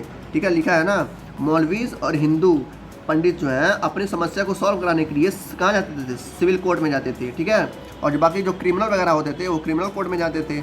अब यहाँ के 2 वर्ड आता है, एक काजी आता है, एक मुफ्ती आता है। अब इसका मतलब क्या होता है मैं बताता हूँ। देखो यहाँ पर लिखा है, जो काजी होता है ना, काजी मतलब होता है एक जज, नहीं होता है सुप्रीम कोर्ट में, हाई कोर्ट में एक जज होता है, तो काजी का मतलब होता है जज, ये उर्दू वर्ड है। ठीक है, उसके बाद आता है मुफ्ती। मुफ्ती क्या था? मुफ्ती एक jurist of the Muslim community होता है, यानी जो मुस्लिम कम्युनिटी है, जो मुस्लिम के लोग होते हैं, उसी का एक मेंबर होता है मुफ्ती। ठीक है, तो मुफ्ती क्या करते थे लोग? भाई जो काजी था उसमें का जो क्या सुनाते थे लोग, फैसला वगैरह सुनाते थे। और जो मुफ्ती थे ये कलेक्टर के अंडर में आते थे। तो वही कह रहा है कि जो काजी का मतलब होता है जज होता है, और मुफ्ती जो होता है मुस्लिम कम्युनिटी का एक मेंबर होता है। ठीक है, आते हैं अगले टॉपिक पे। नेक्स्ट पॉइंट कह रहा है जो उस समय के जो बड़े बड़े पंडित थे यानी कि जो ब्राह्मण थे, उस समय के जो ब्राह्मण पंडित थे, उन्होंने कहा अंग्रेजों से कि भाई आप लोग राजा हैं यहाँ के, ठीक है, तो आप लोग क्या करिए, एक हम लोग के लिए यानी कि ब्राह्मण पंडितों के लिए एक नया धर्मशास्त्र का लॉ लाइए स्कूलों में, कि स्कूल में भी क्या पढ़ाया जाए, धर्मशास्त्र पढ़ाया जाए। जैसे अंग्रेज थे जो एजुकेशन लेकर आए थे बस अंग्रेजी किताबें ही पढ़ाते थे। ठीक है, वो चाहते थे बस लोग अंग्रेजी जाने और कोई भाषा ना जाने। जो भी लोग क्या बोलते हैं, अंग्रेजी बोलते हैं, जिसको आज की दुनिया में ये कहते हैं जिसको अंग्रेजी नहीं आता वो बात नहीं कर सकता है। ठीक है, तो यही पहले भी होता था, तो वही अंग्रेज वही सब करके गए हैं। तो बड़े बड़े पंडित थे, उन्होंने कहा कि जो स्कूल्स हैं उनमें धर्मशास्त्र होने चाहिए, यानी कि ऐसे किताब होने चाहिए जो हिंदी के बारे में भी पढ़ाएं। तो 1775 में 11 पंडित मिल के, यानी कि 1775 में 11 पंडित ने मिल के, ठीक है, 11 पंडित थे, उनका जो मेन क्या बोलते हैं, मेन उनका जो हेड था उनका नाम था एन.बी. हालहेड नाम था। उन्होंने किया उस कोर्ट में गया, तो इस कोर्ट में सिविल कोर्ट में अंग्रेज़ों के उनके सामने ये प्रस्ताव रखा कि भाई आप स्कूलों में धर्मशास्त्र को लेकर आइए, ताकि हमारे जो बच्चे हैं, जो हमारे ब्राह्मण बच्चे हैं, वो भी क्या सकें, जान सकें कि ब्राह्मणी आखिर होता क्या है। उस तरह से जो ये लोग थे, कौन लोग, मुस्लिम लोग, ये भी लोग क्या किए, एक नया कोड लाए, एक नया लॉज लाए। कब? 1778 में ये भी लोग कहें कि भाई हमारे स्कूलों में भी क्या होना चाहिए, ऐसा लॉ होना चाहिए कि जो मुस्लिम के बच्चे हैं वो भी इस धर्म के बारे में जान सकें। तो दोनों का जो नियम था वो लाया गया, ठीक है, ताकि दोनों को फ़ायदा हो सके, यानी कि हिंदू लोगों को भी फ़ायदा हो सके और मुस्लिम को लोगों को फ़ायदा हो, यानी कि बच्चे हैं उस धर्म के बारे में जान सकें। और इसी का वो लोग फ़ायदा उठाते थे, कौन, अंग्रेज़ लोग। इस तरीके से क्या किया, अपने अपने नियम को लाए। और कह रहा है, एक पॉइंट और कह रहा है कि जो हर एक डिस्ट्रिक्ट में जो एक कोर्ट था ना, वैसी कोर्ट बनाया गया कलकत्ता में, ठीक है, जिसके जो हेड थे, जो अदालत थे, उसका नाम था सरदार निज़ामत। कहाँ के हेड थे? कलकत्ता के। तो इसको याद रखिएगा। एक और टॉपिक आता है the company army. Company army क्या होता है? देखो, जो अंग्रेज़ लोग थे वो तो पूरी भारत में ऑक्युपाई कर लिए थे। जो इनके राजा थे, छोटे मोटे राजा थे, वो भी इनके अंडर में थे। तो अंग्रेज़ लोग क्या कहते थे भाई तुम अपने जो तुम्हारे मेन क्या है, जो सबसे बेहतरीन जो सैनिक हैं, जो सेनापति है, वो भेजो हमारे कहाँ पे, हमारे रूल में, ताकि हमारे जो सैनिक हैं वो भी क्या जान सकें, तीरंदाजी जान सकें, उनको भी भाला चलाना आ सके और उनको भी तलवार चलाना आ सके। तो वो लोग क्या कर देते, जो ये लोग होते थे, जो राजा होते थे, वहाँ से क्या करते थे, इन लोगों को क्या करते थे, मंगाते थे पैदल ही, पैदल वहाँ से लोग आते थे और अंग्रेज़ी लोगों को सिखाते थे कि कैसे तीर अंदाजी किया जाता है, कैसे तलवार को जो है चलाया जाता है। ठीक है, तो ये लोग अंग्रेज़ लोग अपना आर्मी को और ज़्यादा मजबूत कर देते हैं। इसको लेकर इन राजाओं को, जो ये लोग थे, कौन लोग, मुग़ल लोग, ये अपने राज्य से सेनापति को भेजते थे सिखाने के लिए अंग्रेज़ों को, लोगों को, अंग्रेज़ों के आर्मी को, ताकि वो भी लोग क्या कर सके, तीर अंदाजी जान सके और तलवार वगैरह कैसे चलाया जाता है ये भी सब जान सकें। इस तरीके से अंग्रेज़ लोग अपने आप को क्या कर रहे थे, मजबूत कर रहे थे, इन्हीं का यूज़ करके। कर ऐसे ही देखते थे, एक बहुत बड़ा बदलाव आया। बदलाव क्या है, चेंजेस क्या है, करा जो अवध के जो राजा थे, ठीक है, अवध और बनारस के जो राजा थे, अवध मतलब यूपी बिहार, ठीक है, और बनारस यानी कि जो इसमें क्या है, किस नाम से जाना जाता है, वाराणसी नाम से। कह रहे यहाँ के जो राजा थे उन्होंने क्या किया, जो यहाँ के क्या थे, पीजेंट जो थे, यानी कि जो किसान थे, उनको अपनी सेना में भर्ती करने लगे लोग, यानी कि उसको लड़ने के लिए, यानी कि अंग्रेज़ों के खिलाफ लड़ने के लिए क्या करने लगे, किसानों को भी अपने सेना में भर्ती करने लगे, ताकि जब हम युद्ध करने जाएँ तो हम अंग्रेज़ों को हरा सकें। ठीक है, इस तरीके से अवध के और बनारस के राजा लोग क्या करने लगे, किसानों को भी अपने सेना में भर्ती करने लगे। देखा देखी इन्होंने भी शुरू किया, यानी कि ईस्ट इंडिया कंपनी ने भी क्या किया, ये भी सेम तरीका अपनाने लगे। कहा इन्होंने कि देखो, जो भी किसान है इंडिया का, अगर हमारी सेना में आएगा तो हम उसको क्या देंगे, पैसा देंगे, और पैसा ही सबसे ज़्यादा उसमें फेमस था। तो वही चीज़ इन्होंने भी कहा, तो वही लिखा है कि east India company adopted the same method when it began recruitment for its own army, यानी कि अपने आर्मी की वो लोग क्या करने लगे, किसानों का भर्ती करने लगे। ठीक है, इस तरीके से अवध के राजा और बनारस के राजा मिलके वो लोग अपना भर्ती करते थे और अंग्रेज़ भी अपना भर्ती करते थे। ठीक है, तो इस तरीके से जो इंडिया के लोग थे इस तरीके से सिपाही बनते चले जाते थे और अंग्रेज़ों का क्या करते थे, खिदमत करते थे, यानी कि अंग्रेज़ों के लिए काम करते थे। ठीक है, उनको जो है, यानी कि जो अंग्रेज़ों के लिए काम करते थे उनको क्या बोला था, सिपाही बोला जाता था या सिपाही बोला जाता था। क्या बोला था, सिपाही या सिपाहीस। ठीक है, सिपाही या सिपाहीस। ठीक है, देखो यहाँ पर दिया गया है कि द रिवोल्ट ऑफ 1857, ठीक है, आने वाले चैप्टर्स में give us a glimpse into the world of sipahis. You will read about the revolt of chapter 5, यानी कि क्लास 8 में ही पढ़ना है हमको। चैप्टर 5 में जब पढ़ाएंगे तो बहुत मज़ा आएगा इसमें भी। ठीक है, तो द रिवोल्ट ऑफ 1857 में देखेंगे किस तरह से जो यहाँ के जो सैनिक थे, ठीक है, सैनिक यानी कि जो इंडिया के सैनिक थे, जो भर्ती हो रहे थे अंग्रेज़ों में, ठीक है, अंग्रेज़ों के सैनिक में, वही सैनिक कैसे अंग्रेज़ों के खिलाफ हो गए। ठीक है, तो वही सब इसमें चैप्टर 5 में देखेंगे हम। लास्ट टॉपिक आता है हमारा कंक्लूजन, कि क्या कंक्लूजन निकला है इस चैप्टर से, देखते हैं। सबसे पहला पॉइंट आता है कंक्लूजन का, कह रहा है जो ईस्ट इंडिया कंपनी है ना, वो ट्रांसफॉर्म हो गई थी किसमें, ट्रेडिंग से कॉलोनियल पावर में, यानी कि वो आई थी बिजनेस करने, आई थी ट्रेडिंग करने, ट्रेडिंग मतलब बिजनेस होता है ना।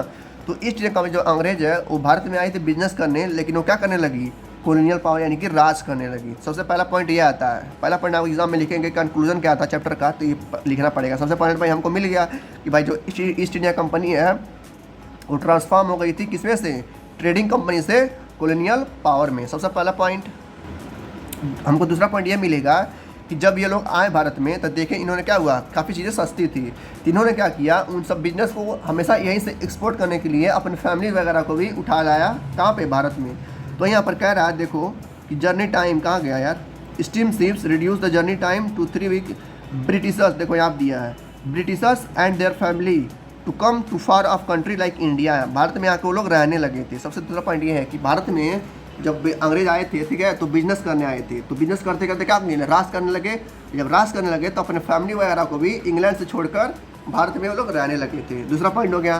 तीसरा पॉइंट क्या कह रहा है, कह रहा लास्ट में, यानी कि 1857 तक, जब तक कि द रिवोल्ट नहीं हुआ था, जब तक द रिवोल्ट ऑफ 1857 शुरू नहीं हुआ था, कह रहा तब तक जो ईस्ट इंडिया कंपनी थी वो लगभग 63%, ठीक है, यानी कि 100% में से, जैसे हमारा भारत है ना, भारत है, ठीक है, इस 100% में से 63% जो था वो क्या कर लिए थे लोग, ऑक्युपाई कर लिए थे भारत को। ठीक है, अभी मैंने दिखाया था ना मैं पीछे ना, तो 100% में 63% जो ज़मीनें थी वो किसके अंडर में थी, अंग्रेज़ों के अंडर में थी।